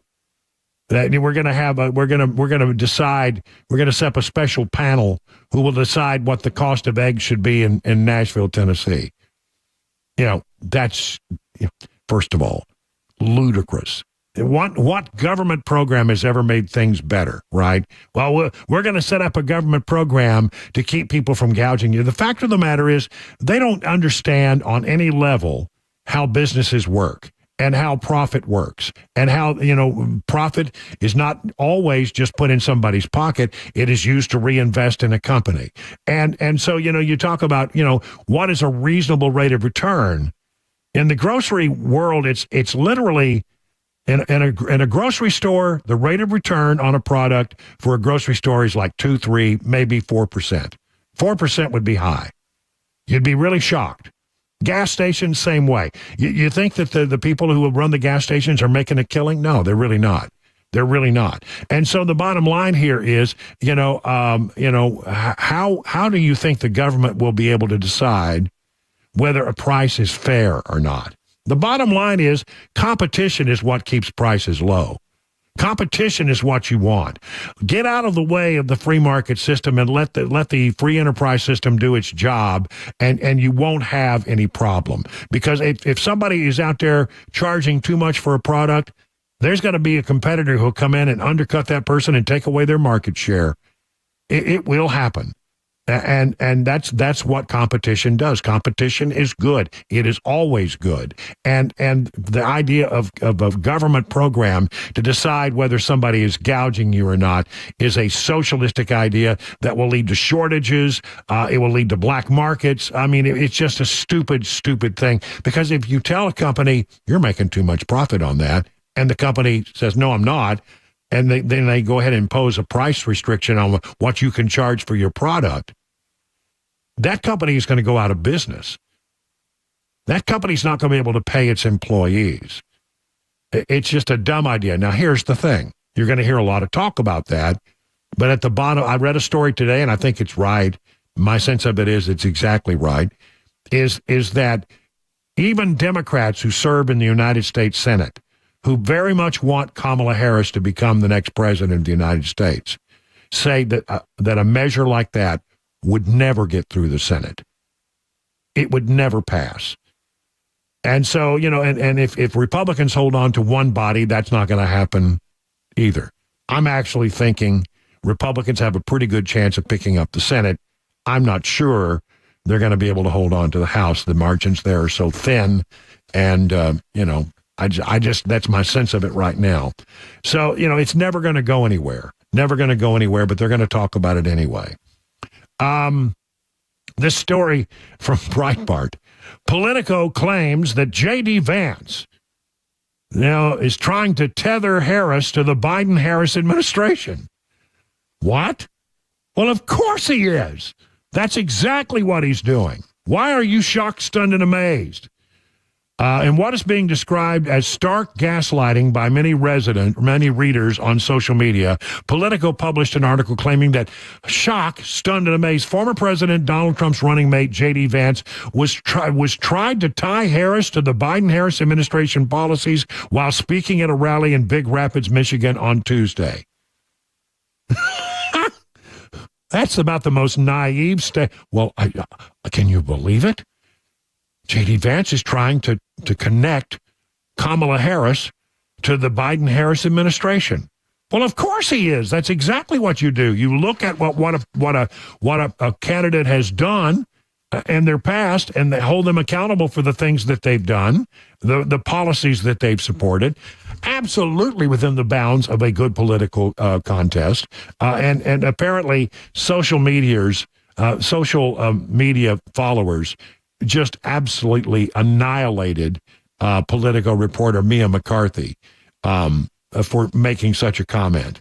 Some of these comments that were posted on X, I can't even repeat. She is tethered to him. There's no doubt about it. How dare he tie Harris to the Biden-Harris administration? What on earth, said another X user, tagging Politico CEO on the matter. How can you let your publication debase itself and call the article an insult to our country? No crap. They're tethered, says Blaze TV host Lauren Chen. I mean, again, who are they? I mean, what kind of people are out there reporting this stuff? Within the boundaries of what a campaign is allowed to do, that is absolutely, and I'll tell you, J.D. Vance has been absolutely on fire. Talking to truckers today. Did you hear this from earlier?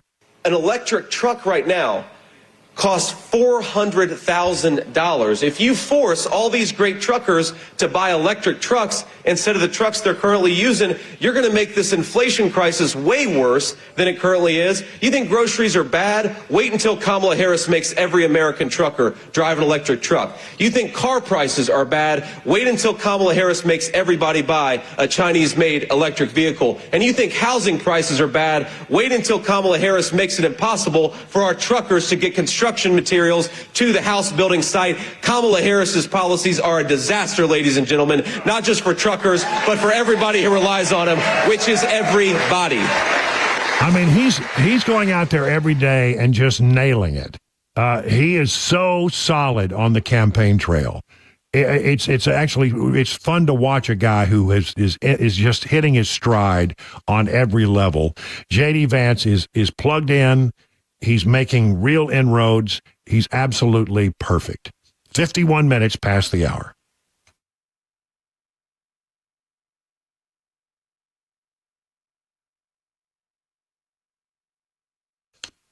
Grace Point Healthcare, we talk about them all the time, known for affordable, comprehensive, and convenient medical care delivered the old-fashioned way.